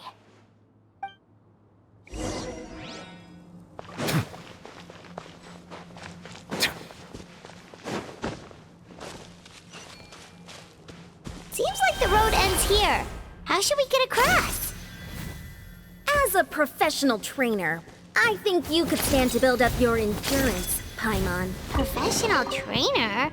Paimon thought you were a warrior from the Collective of Planning. Well, that goes without saying. But I actually work as a sports coach. I provide professional guidance for many of Natlan's popular sports. And I don't just mean physical training.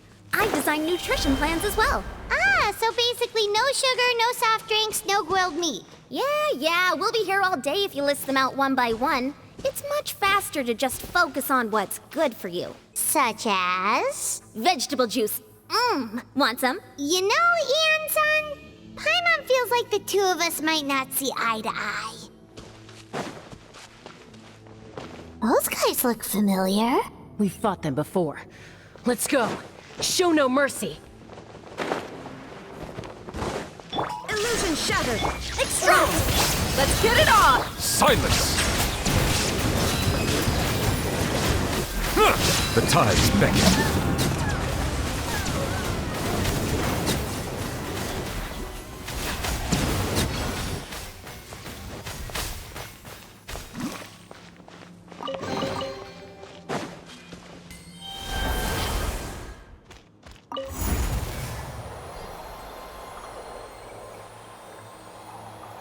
Whoa, the place we need to go seems really high up.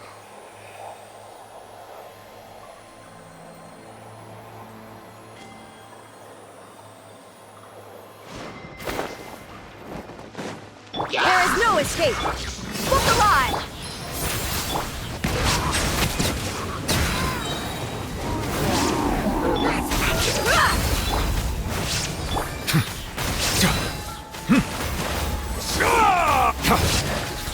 Settle down!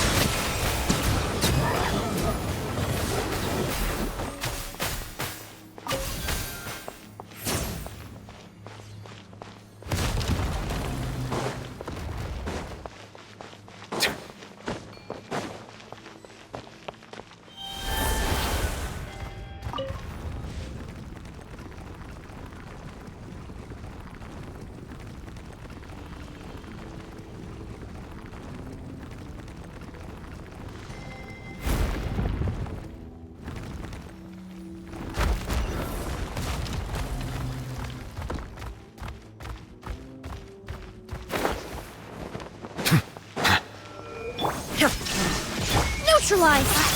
Let's get it on!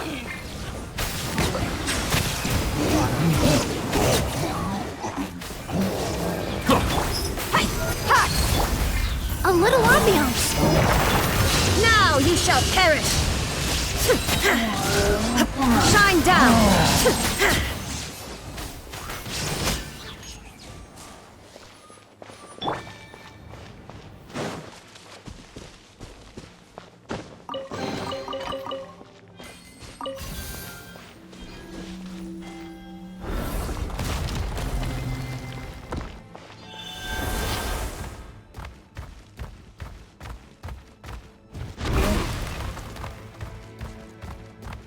This is the final stretch. We just need to climb up, and we'll be there.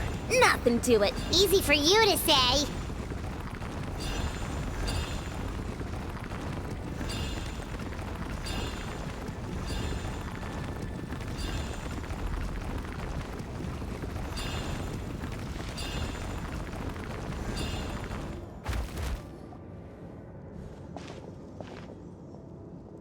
This must be the entrance the Pyro Archon told us about.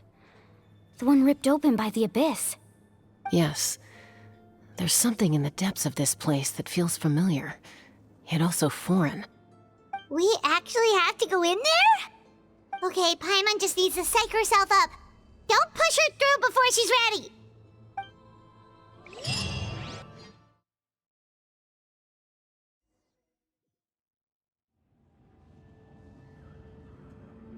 Hey! You don't have to drag Paimon! You're pulling too hard! Looks like we made it. This is the Night Kingdom. It looks so different from what I imagined in the stories. That overflow of energy is probably what trapped Kachina here in the first place. From this point forward, everything we know about the real world no longer applies. Anything can happen here. Paimon's more worried about how we're gonna make it out. We obviously can't go back the way we came. Do you see that patch of light on the ground? It's shining down from that fissure in the sky. Oh yeah, right in front of us. So that's coming from up there? Oh, it's so high up. Did we really fall that far down? Just like I said, our real-world knowledge doesn't apply here. We fell all this way, yet came out completely unscathed. If this was the real world, we'd have to climb our way back up to the entrance. But here, all we have to do is stand underneath the light and offer a prayer. That's it? Right. We still got a job to do. So that means all we need to do is find Kachina and bring her to this location. Exactly. This light is streaming in from the real world. It's a link between the two realms. The terrain looks difficult to navigate, and the visibility's not great either. How are we supposed to find Kachina in these conditions? Yeah, these floating black things don't look super friendly either. Those are all manifestations of abyssal power. Be careful. Ghost! A talking ghost! Calm down, I'm here to help. You're the ones who helped Vichama, right? Yes, I'm Vichama's friend, Malko. I was completely lost to this realm until I sensed a mysterious power calling out to me. It's like it was seeking me out, attempting to reassemble the pieces of who I used to be. Of course, it could only do so much. I'm sorry I can only appear before you in this imperfect form. No, we should be the ones apologizing. If the Spirit Speaker's stone hadn't become corrupted by the Abyss, we could have done much more. But we had to destroy it. Otherwise, Vichama and his tribe would have been in danger. Of course. Thank you for protecting him. I never imagined that, even after all these years, he'd still take such a risk for me. Under the power of the stone, it felt like our souls were connected. Turns out even our regrets were exactly the same. Whether in triumph or death, you want your best friend by your side. Exactly. That may not be in the cards for us, but it's not too late for you. You're looking for a young girl from the Children of Echoes, right? She's being chased by an embodiment of abyssal power. I'd like to help her while I'm still in this form, so follow me. Be careful. This place has been severely corroded by the Abyss. Paimon didn't realize it had gotten this bad. It's like a seething volcano ready to engulf our world at any moment. Ouch! Quick, get back here! Stick close to me. My power will be able to ward off attacks for the time being.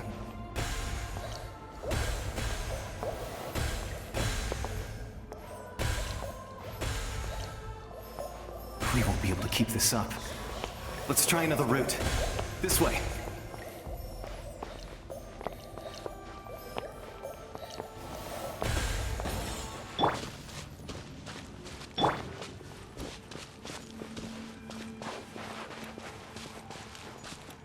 Not good. More monsters. We shouldn't waste our time on them.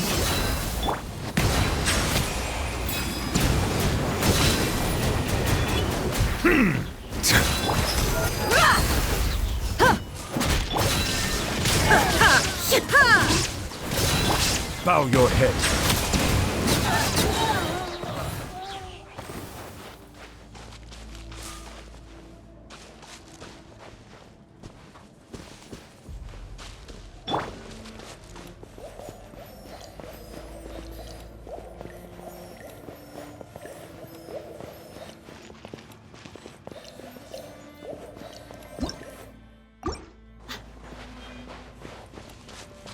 Oh, Paimon can't see anything! It's easy to get lost here. Just stick close.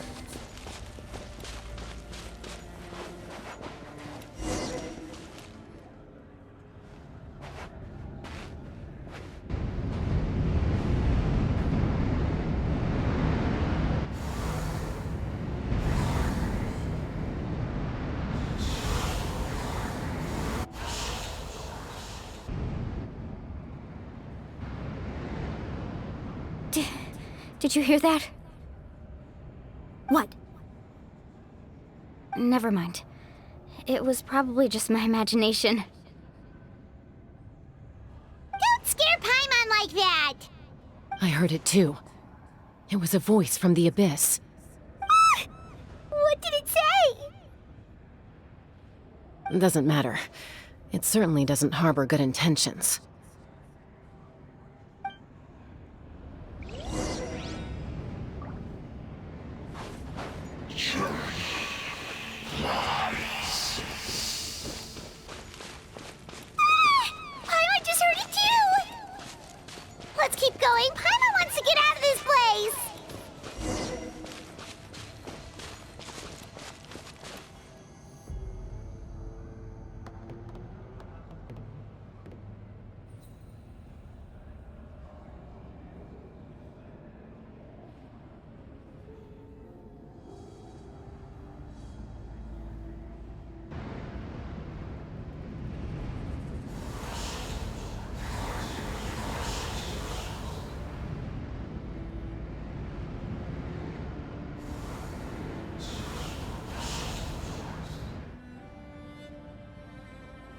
We're here, Kachina!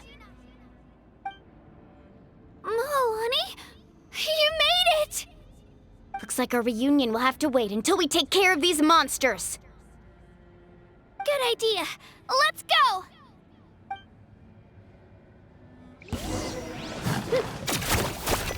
Let's get it on! There is no escape! Settle down!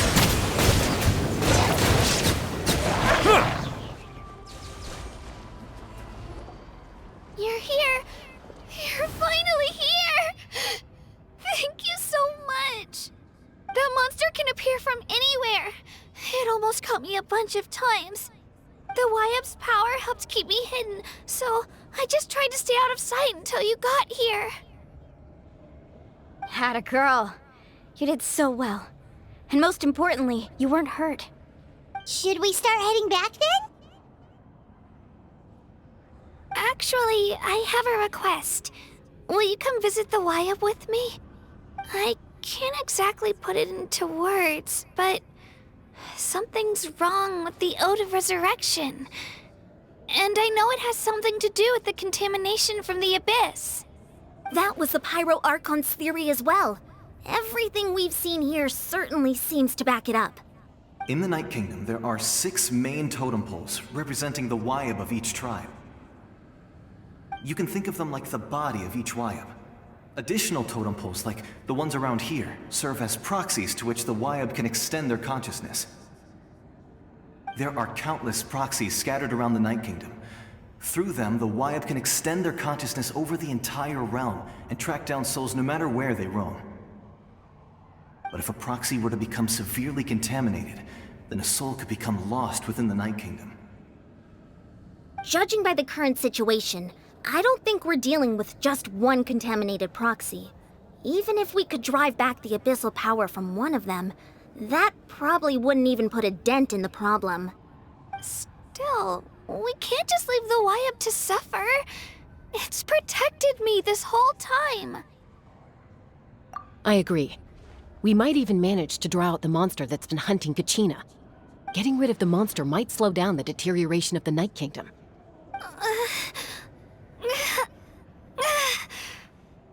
Kachina? What's wrong? Nothing. Just a headache. And that voice again, telling me to abandon the Wyab and leave this place. Maybe we really should leave. Kachina's already been here for too long. No, I'm fine. I don't plan on listening to that nonsense. I can hold on. Just up ahead. I'll lead the way. Besides, I can still fight, so please, help me out a little longer. Listen to me, Kachina. We'll come with you, but that's because we want to help the Wyab, not because we have something to prove. You don't have anything to prove either. It's okay if you reach your limit. We'll be there for you. All right. The sooner we get this done, the better. We've already come all this way, so we might as well try to get to the bottom of this. Let's go. This way. I'll stay here and try to stall the Abyss monster. All by yourself? That's too dangerous. It's all right. I may not be as strong as that monster, but I'm definitely more familiar with the area. Besides, I don't have much time left. If you're anything like my friend, I'm sure you're not particularly fond of goodbyes. So go. Achieve your goal, and return to the world where you belong. Thank you for everything. You're a true hero. Thank you. No one fights alone.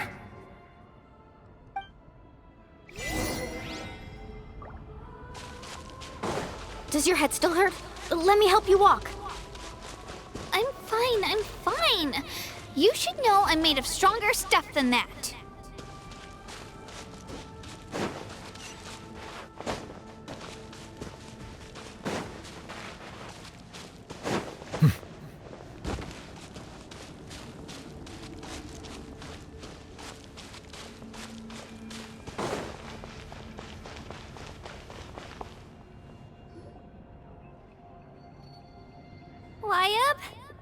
Wyab? I'm back! My friends and I are here to heal you.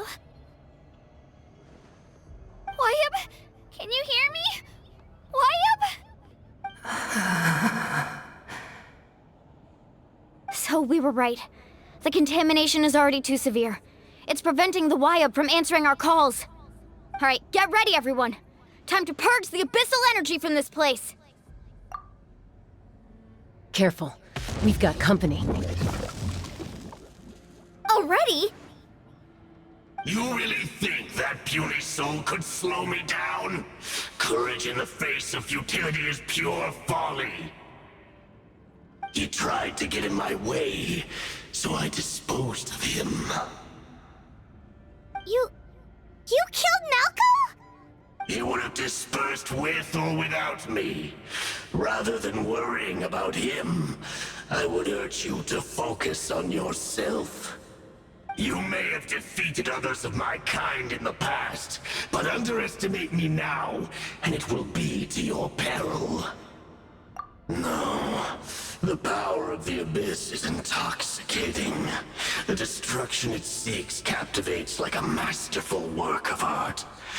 I strive only for the opportunity to see it up close.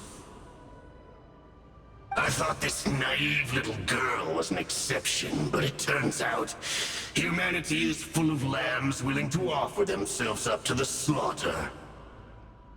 That is the tragedy of your short lives. You understand nothing of all-encompassing power. Ancient names, pride, friendship, all empty ideas invented to give you a false sense of self-worth. They possess no power at all. The Pyro Archon created those grandiose ideals out of pure selfishness.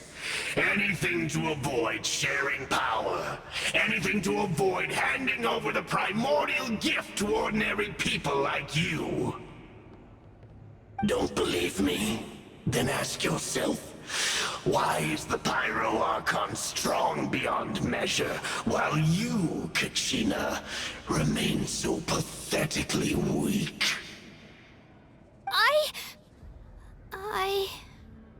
Kachina! Give me your hand.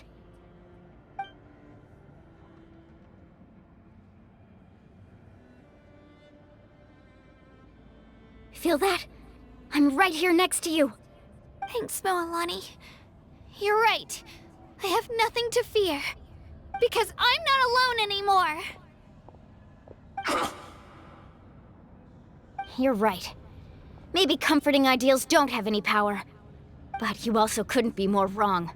You've never had to work for your own strength, so you will never understand the true source of our power. What? The courage we have to stand before you and not back down? It comes from our friendship. The power lies not in the ideal itself, but in our commitment to upholding that ideal, and in our decision to stand together and fight! Well said! Let's go, Kachina. It shouldn't take more than 2 of us to handle an enemy like this. Sorry in advance, but you deserve what's coming to you! There aren't many in Natlan who can beat us when we're together. It's time he got a taste of that kind of power. From the ashes Right here! to this world! Clear the area!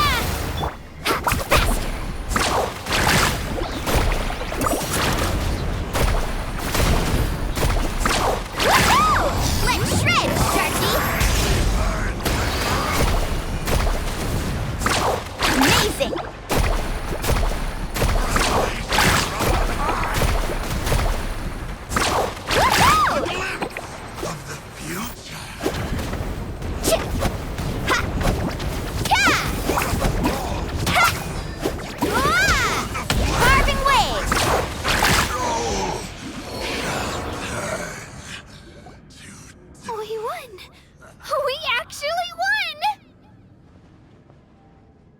That's what he gets for underestimating you two.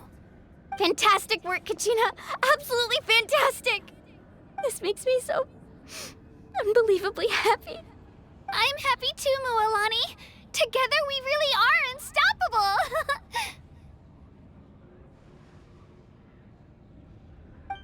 Huh? What's happening?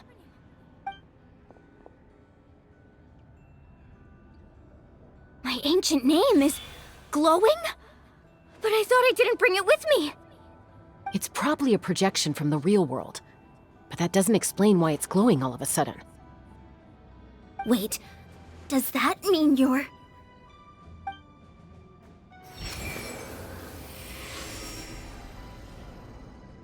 That was a bold move, diving headfirst into the fire to save your friend, especially in a place so overrun with abyssal corruption. Still, seeing you pull it off was really something. Everything you said was exactly right. As isolated individuals, we stand no chance against the power of the Abyss. It took years' worth of scars and lots of unnecessary suffering for me to understand that for myself. The Pyro Archon's plan will unite us as one. Everyone has a part to play. Only then will we have the power to defeat the strongest of foes. Who are you? Tupac, a warrior from the people of the Springs. I fought against the Abyss during the invasion 500 years ago. I've heard that name before. You were the giant who saved all of Natlan. Since you were able to awaken my words from your ancient name, that means you have fully embodied the aspirations of the Wayub. Under the name Umoja, you shall unite the tribes and save Natlan from its impending doom. Me? As long as blood still runs through your veins, even the tiniest spark of steel against stone can ignite a flame. Its blaze will become one with our vision for Natlan. Even amid everlasting darkness, our bonds remain eternal.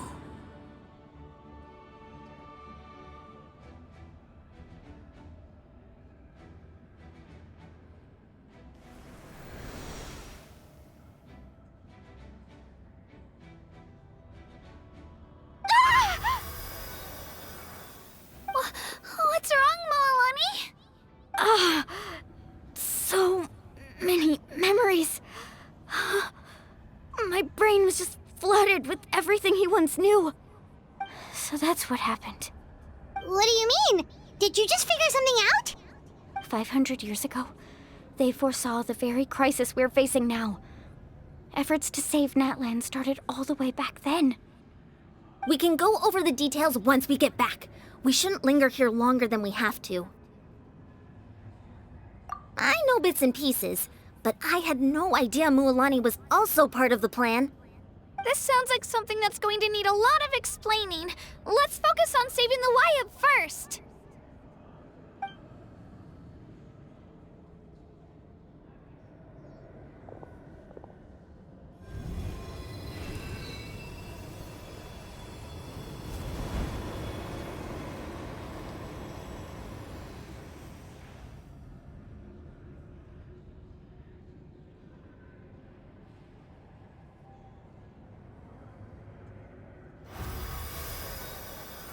Okay, that should be enough.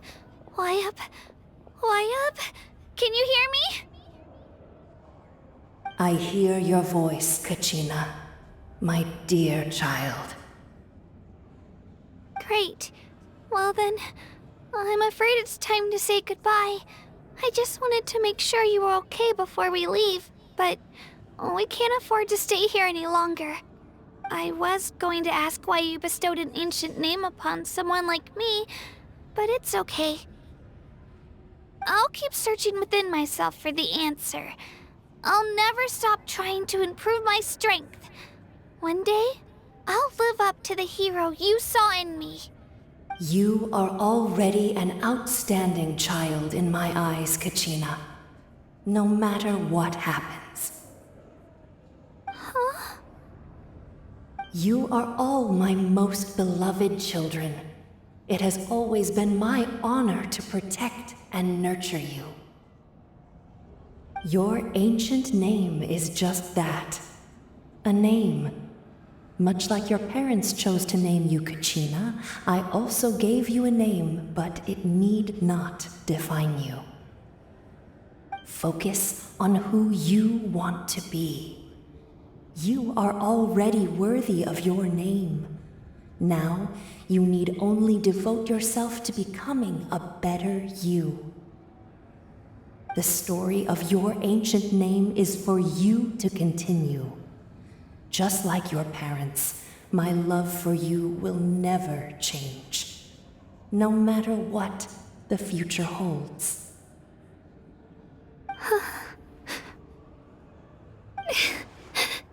Thank you, Wyatt. It gladdens me to see the Pyro Archon's plan move another step towards completion, but it is time for you to leave this place. The situation here is getting worse. Go now, my children. Save Natlan on behalf of all you hold dear. I know we've never met before, Wyatt, but I just wanted to say thank you for encouraging Kachina. It was exactly what she needed to hear. Whoa! What's going on? An earthquake? We're out of time. It's the power of the Abyss. Quick, we need to run!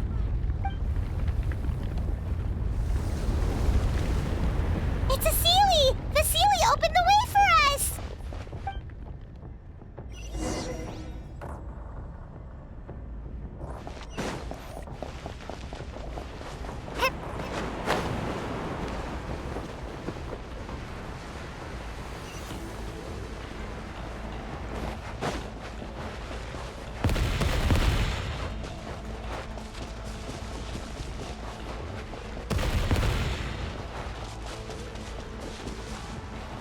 The opening in the sky! It's closing! We need to hurry, or we'll be stuck here!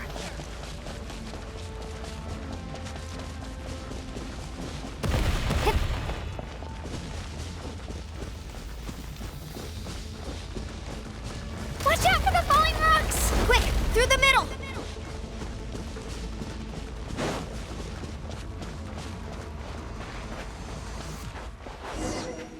Come on, faster!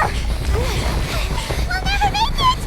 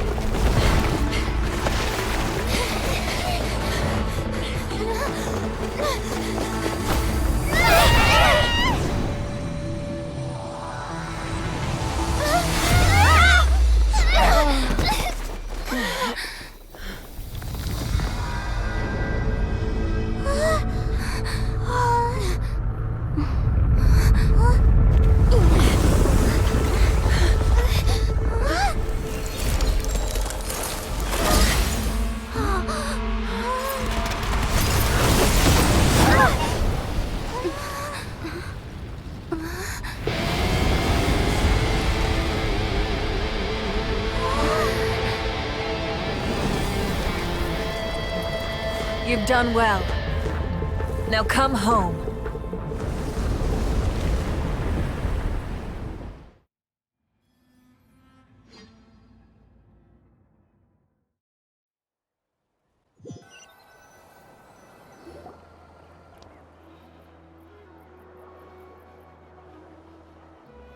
We're back! The Pyro Archon saved us. But she's not here. Yeah, didn't she say she used it all up? She's still in the speaker's chamber. What we saw in the Night Kingdom was just her consciousness. So you're saying her consciousness did all that? Every great display of power comes at a price.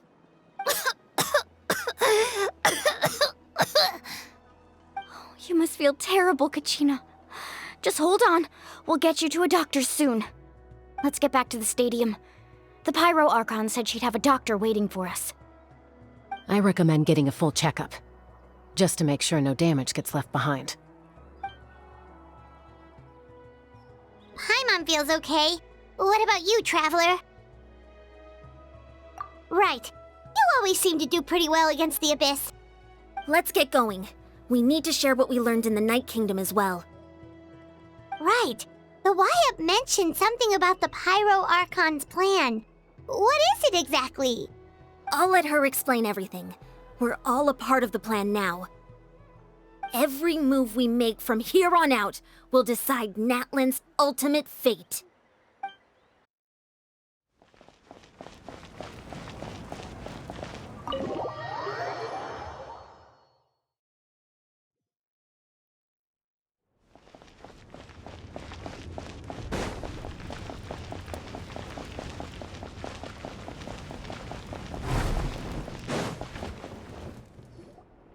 Huh.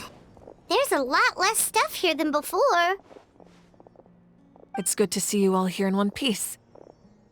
I know you must have a lot of questions, but let Koichi check you over first. It's best not to let any lingering effects of the Abyss go untreated.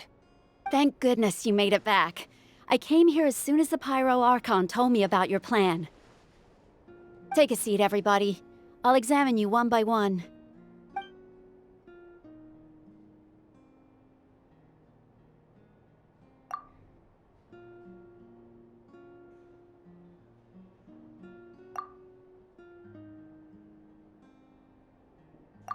All right, that should do it for now. But just to be safe, I'll perform another checkup in a couple of days. I have to say, though, I've never seen anyone react to the Abyss like you, Traveler.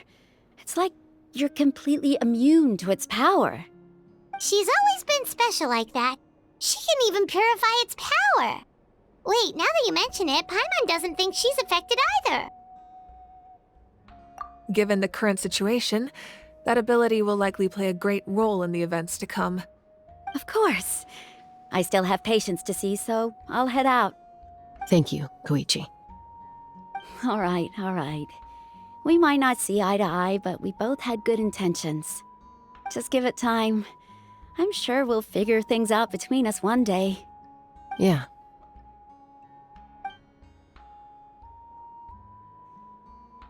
All right.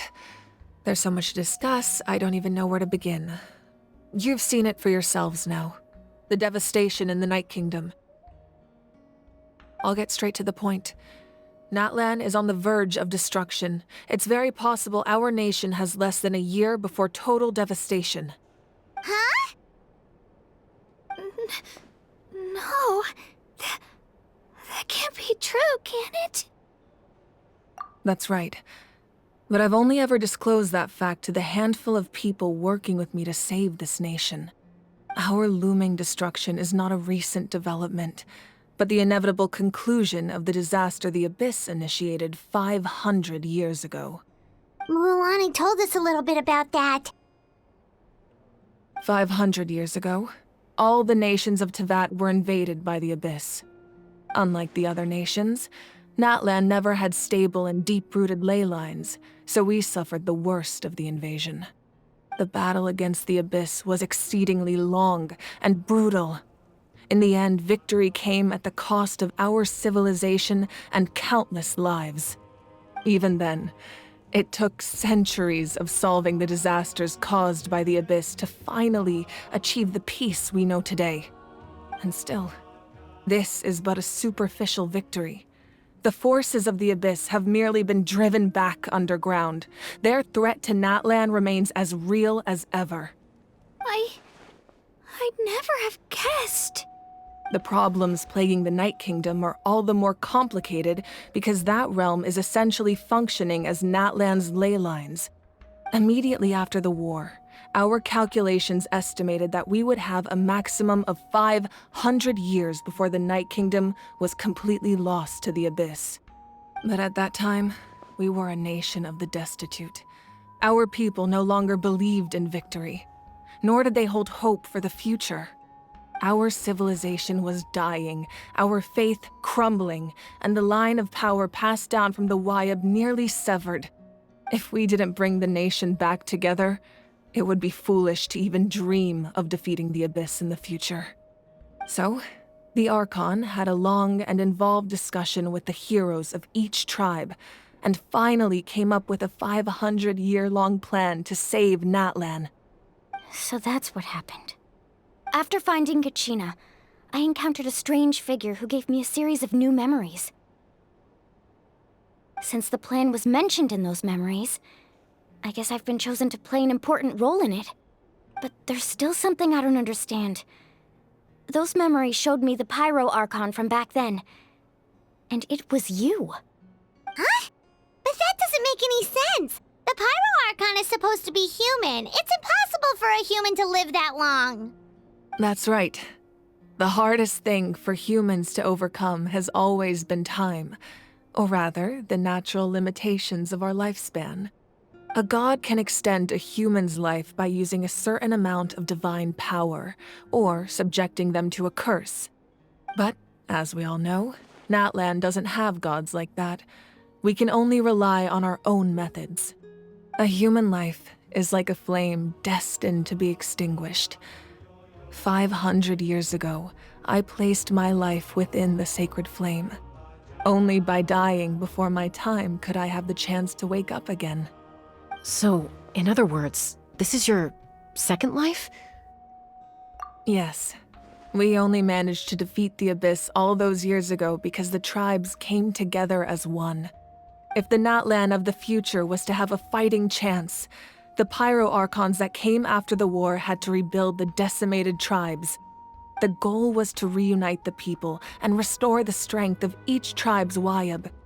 Once a tribe was back to its full strength, the tribe's Wayab would select a hero, indicating the tribe was once again ready for war. The Chosen would then stand by my side in defense of our nation, just like great heroes of old 500 years ago. So that means I'm one of the Chosen? That's right. You bear the ancient name Umoja, the same one held by the hero from your tribe 500 years ago. It means unity.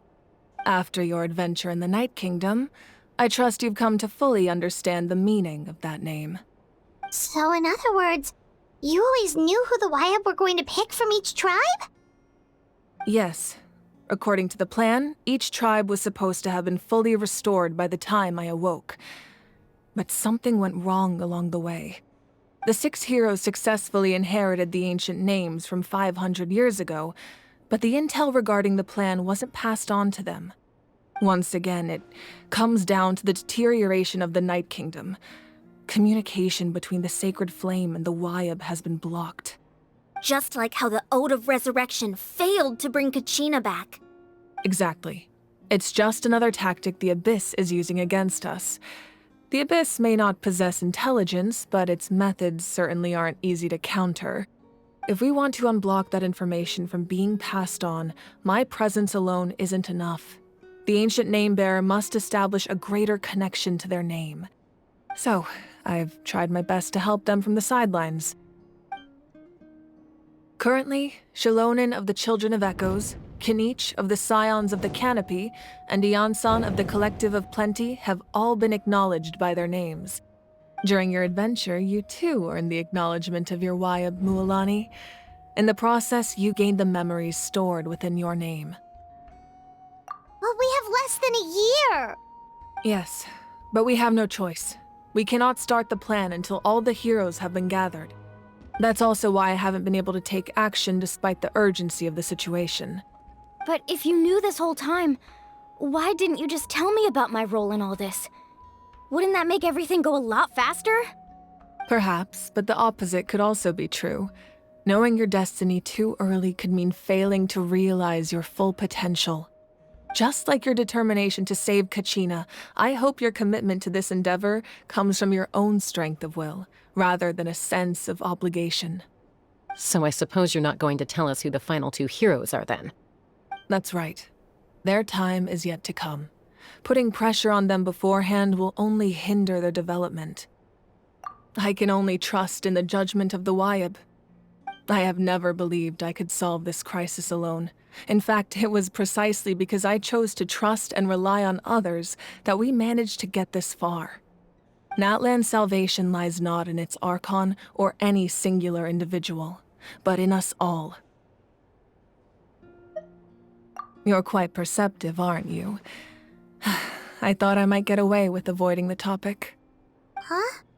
Oh, right! All of the stuff you stored here before, where did it all go? Even though I sacrificed my power, I still needed a contingency plan to ensure you would make it back from the Night Kingdom. After all, I was the one who allowed you to take that risk, and Mualani has an important role to play in my plan. In addition to their sentimental value, the items I stored here held a much more important purpose: fuel. Fuel? Ah, so back then, that's why you... Yes. The stories embodied by those items are certainly important, but there's an even more significant trait they all share. Every item belonged to a hero of Natlan. Over time, they became imbued with a certain amount of contending fire from being carried in battle. On their own, each item's power is limited, but together, their combined effect can prove quite useful in a dire situation. By burning those items, I was able to activate the contending fire stored within them to open the boundary between the two worlds. It was a rather crude approach, so all their power was depleted in an instant, as you can see. But weren't they all precious treasures? What about their stories? That's exactly why I dragged you all here. No matter what, I never wanted the Pyro Archon to have to use that power. Oh, I'm so sorry. You have nothing to be sorry for. You all deserve my thanks, actually. If you hadn't saved the totem pole, that area of the Night Kingdom would have been forever lost to the Abyss. And then, it would only be a matter of time before the Children of Echoes was met with disaster.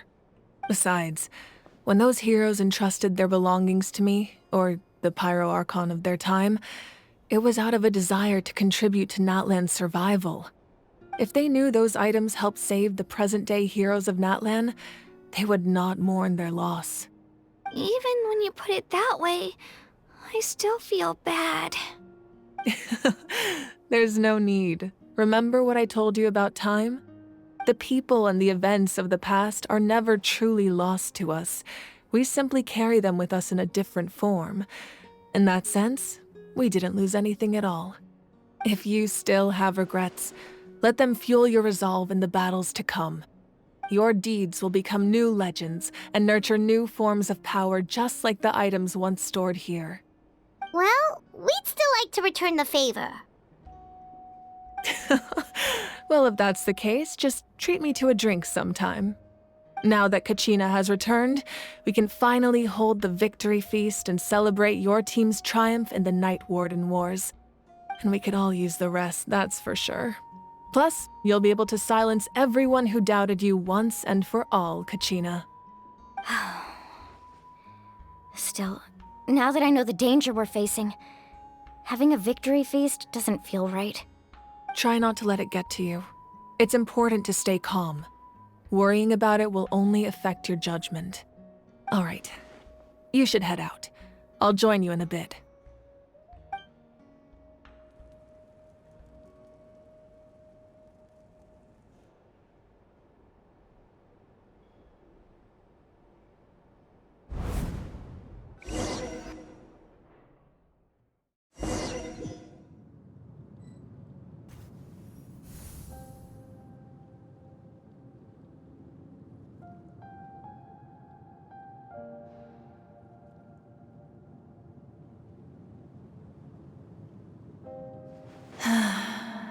When I was young, I used to sit by the hot springs and listen to the stories of warriors from all over Natlan. They attract people from all walks of life. Friends come easy here, no matter what tribe you're from. The people of the springs have never claimed the hot springs as their own private property. They are there to bring all hot spring buddies together. It's been really nice, seeing the children of my tribe get older. It's helped me gradually understand the true value of the springs. I've witnessed their energy, their determination, their absolute passion for life. Even when they cause trouble, I never managed to hold on to my anger for long. It's unbelievable how quickly they worm their way back into my good graces. I'm certain Mualani will become a great warrior when she grows up. She possesses infinite potential. I can see it. One day, when I'm no longer in fighting form, I'll come here and tell stories to all the children, just like those warriors did for me. So, you better get busy, Pyro Archon, or I'll end up running out of stories.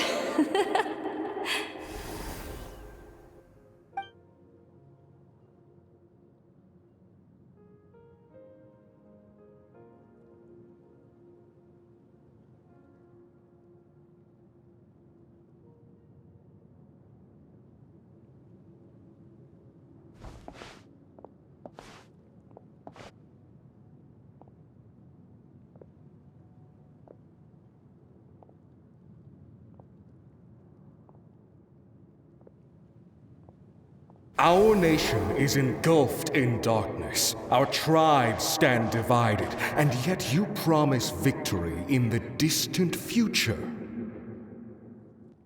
The Abyss is a cunning enemy, one that I faced in battle many times. Were that not the case, I would never understand exercising this degree of caution. My rage will never know absolution, and my power will no longer aid you in victory. But you came to me because you knew you could convince me with just a single sentence. I understand your choice. The heroes of today will forge the path ahead with blood and fire. Just remember to earn us the victory we are owed. Otherwise, rest assured, I'll find a way to collect the debt.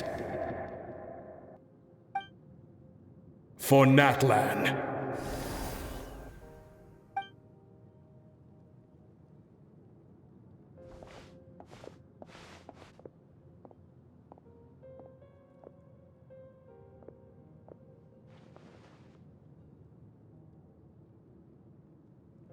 So, you're gonna head 500 years in the future to serve as the Pyro Archon again?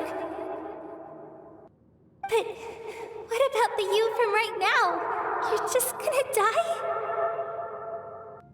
You can't ask her those questions and expect her to answer, my dear. The decision is hers to make, and she deserves our support. We will do everything we can to rebuild the tribes. Don't you worry. Even across time, we will all do our part to fight for Natlan's future. Yeah, Mom's right. We'll always believe in you, sis. Oh, seriously though, Dad should be here. Where is he? I imagine he didn't know what to say, so he chose not to come at all. Don't take it to heart, my dear. That's just who he is. Just remember, no matter what happens in the future, we will always love you.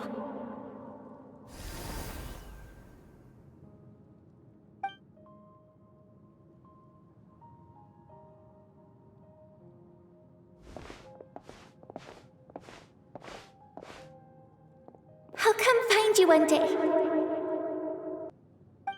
I know I can't live that long, but I'll think of something. There has to be a way for us to meet again one day. If there's an answer out there somewhere, I'm gonna find it. So, don't forget about me.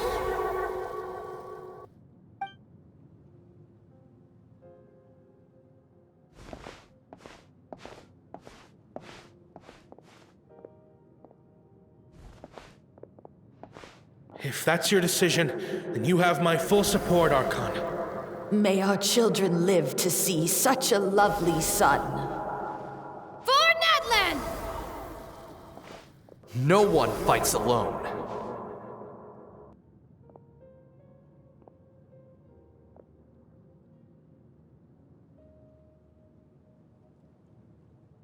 The rules are my legacy. They shall grant us the strength to overcome the next tragedy. War forged the 6 tribes, taught us how to fight, instilled in us what it means to love. Who will be the one to bring this to an end?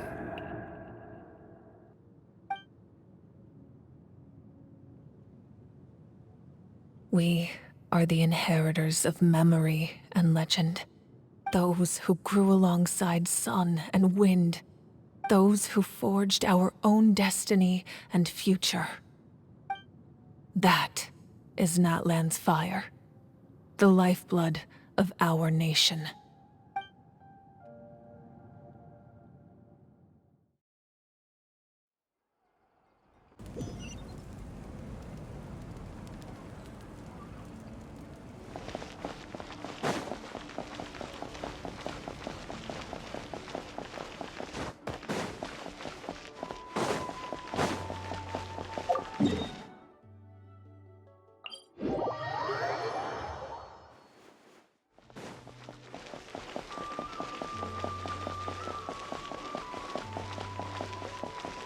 Right here!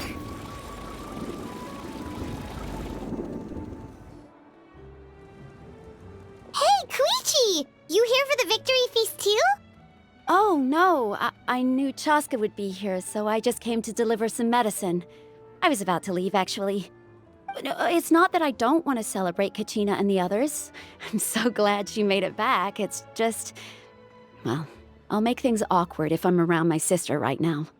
Ah, well, you two had a fight, so Paimon can understand.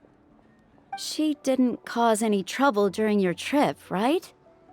Yeah, she was super helpful. She gave us a lot of useful information about the Abyss. That's good. That's all I needed to know. Is there a reason you asked? You were pretty outspoken when we first met, but now it's like you're holding something back.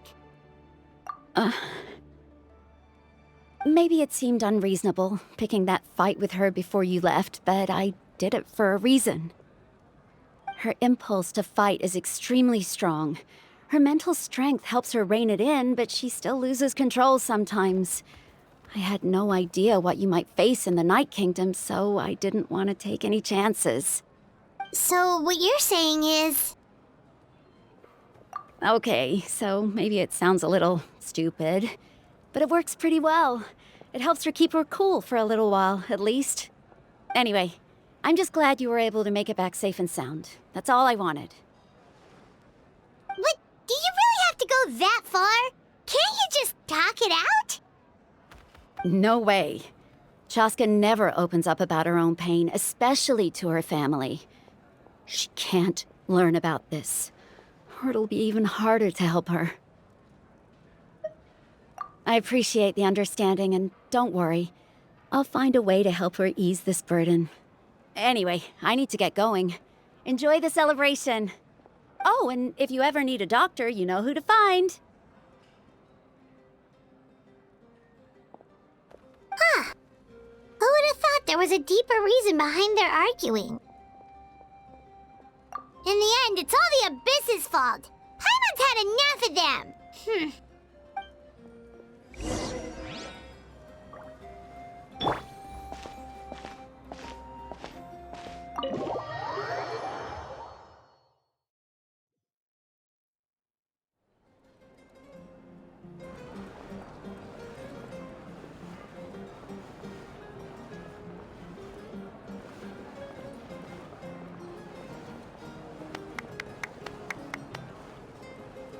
Let's give a huge round of applause to our brave young warrior, Kachina! Woohoo! Well done, Kachina. Thank you, everyone. I'm so glad I finally made it.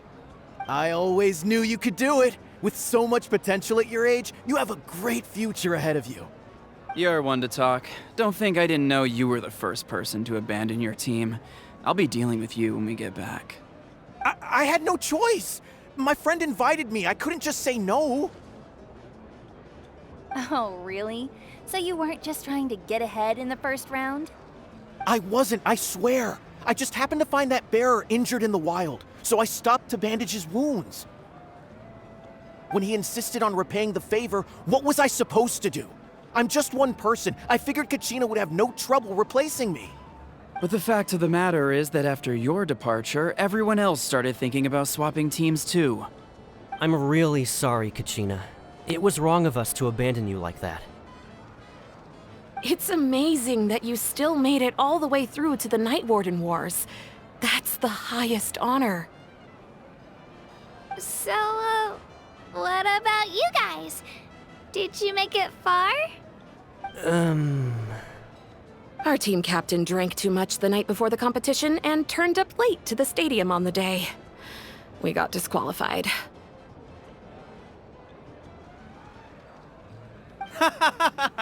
Serves you all right. No sympathy from me.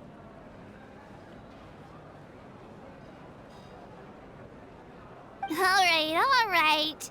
There's no need to be like that, Uncle Pakal. Dear friends, I'd like to say a few words. Firstly, I'm grateful to my friends and our great Archon for helping to bring me back. This traveler and her companion Paimon are some of the strongest people I've ever met. If they were allowed to participate in the pilgrimage, I have no doubt that they'd win the whole thing. They've agreed to let me learn from them. With their help, I believe I can become even stronger still. And let's not forget my good friends, Moalani, Chaska, Kanich, and Ayan-san. They all helped the Traveler and Paimon figure out a way to bring me back from the Night Kingdom. They too deserve to be called our heroes, so please give another round of applause for them. Thank you so much. Well said! I'll drink to that. How does it feel being a hero, Kachina? To be honest, it's a bit overwhelming. It all just feels so surreal. Well, you better get used to it. Next up, undefeated champion! Hey, please don't make fun of me.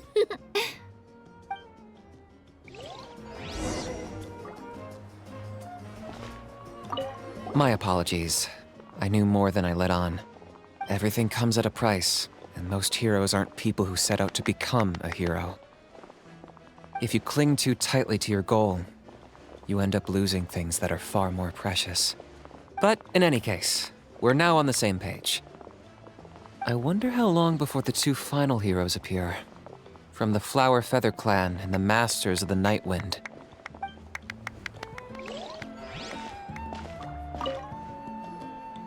At previous victory feasts, you'd always find me in the crowd singing and dancing.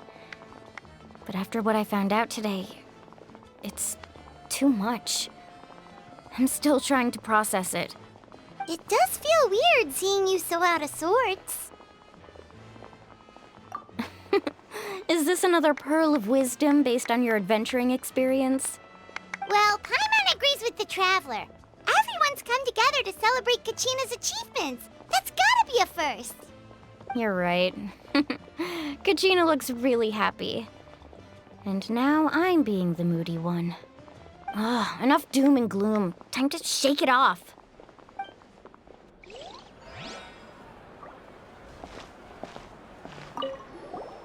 I've been through so much all at once. Everything still kind of feels like a dream. Are you still feeling unwell? Nope, all better now. I told you I bounced back pretty quick, so don't worry about me. I bet you guys must be tired, though. Make sure you get some good rest tonight. You gotta recharge so you'll be in the mood to have fun.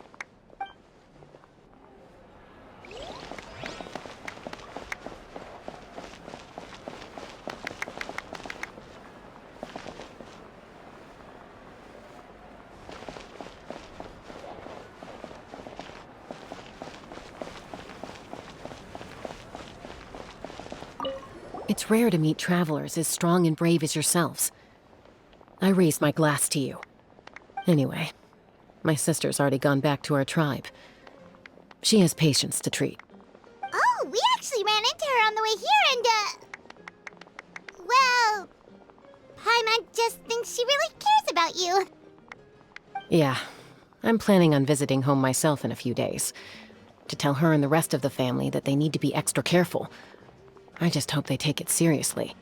The Abyss has likely sensed your arrival in Natlan by now.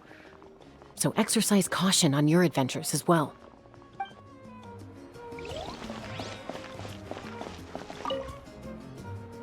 Ah, you're here.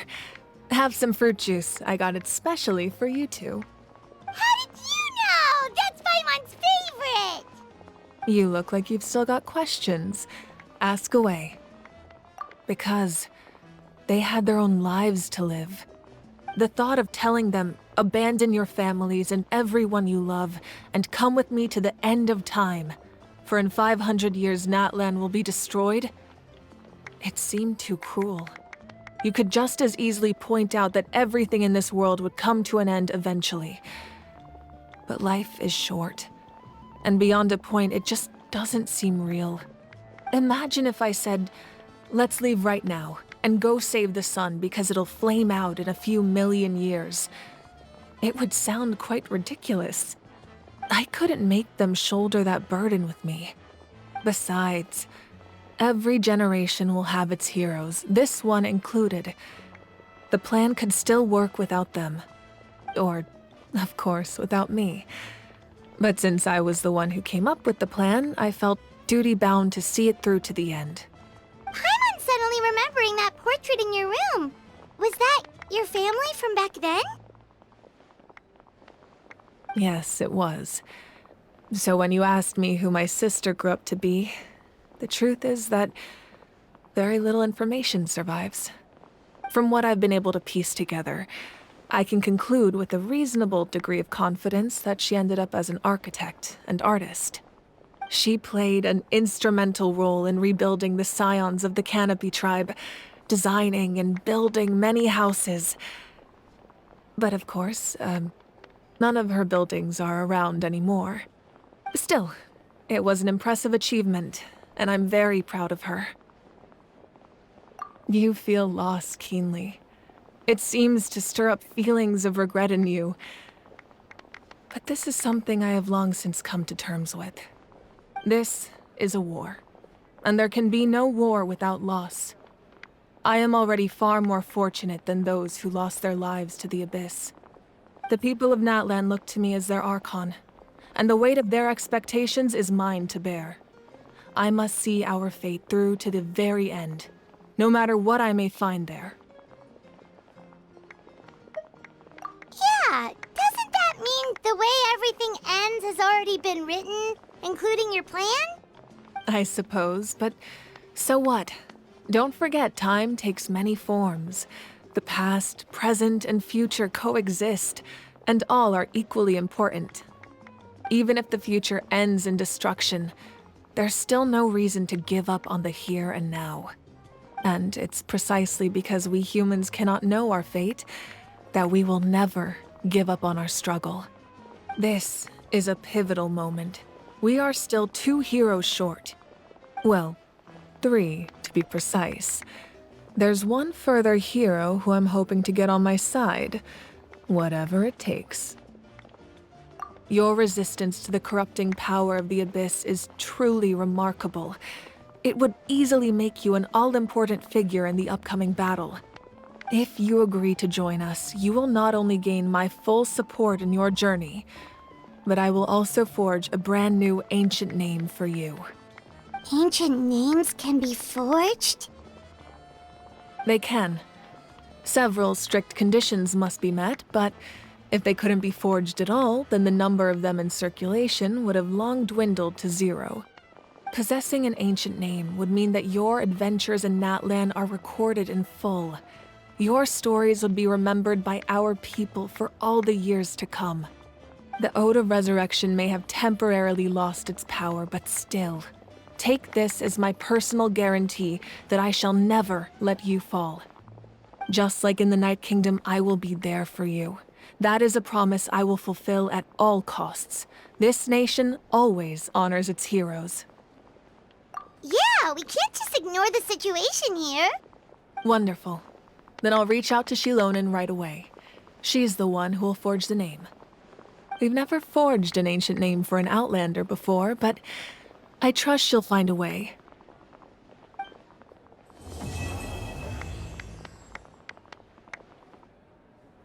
My lord, we've received word that the Pyro Archon has lost much of her power. Although your injury complicates things, this is most certainly the opportune time to seize the Gnosis. Victory and defeat are rules, not outcomes. I have never taken advantage of an opponent in a time of weakness, and I don't intend to start now. As for you, I must confess, I did not expect that little trick of yours to save the day. No matter how dense the fog, as long as the sun remains, we cannot turn day into night. She could have dispelled it. She simply chose not to. You don't have much time, and you're injured on top of that. What do you plan to do next? I'm beginning to see just how useful you may turn out to be. You heard something from here, didn't you?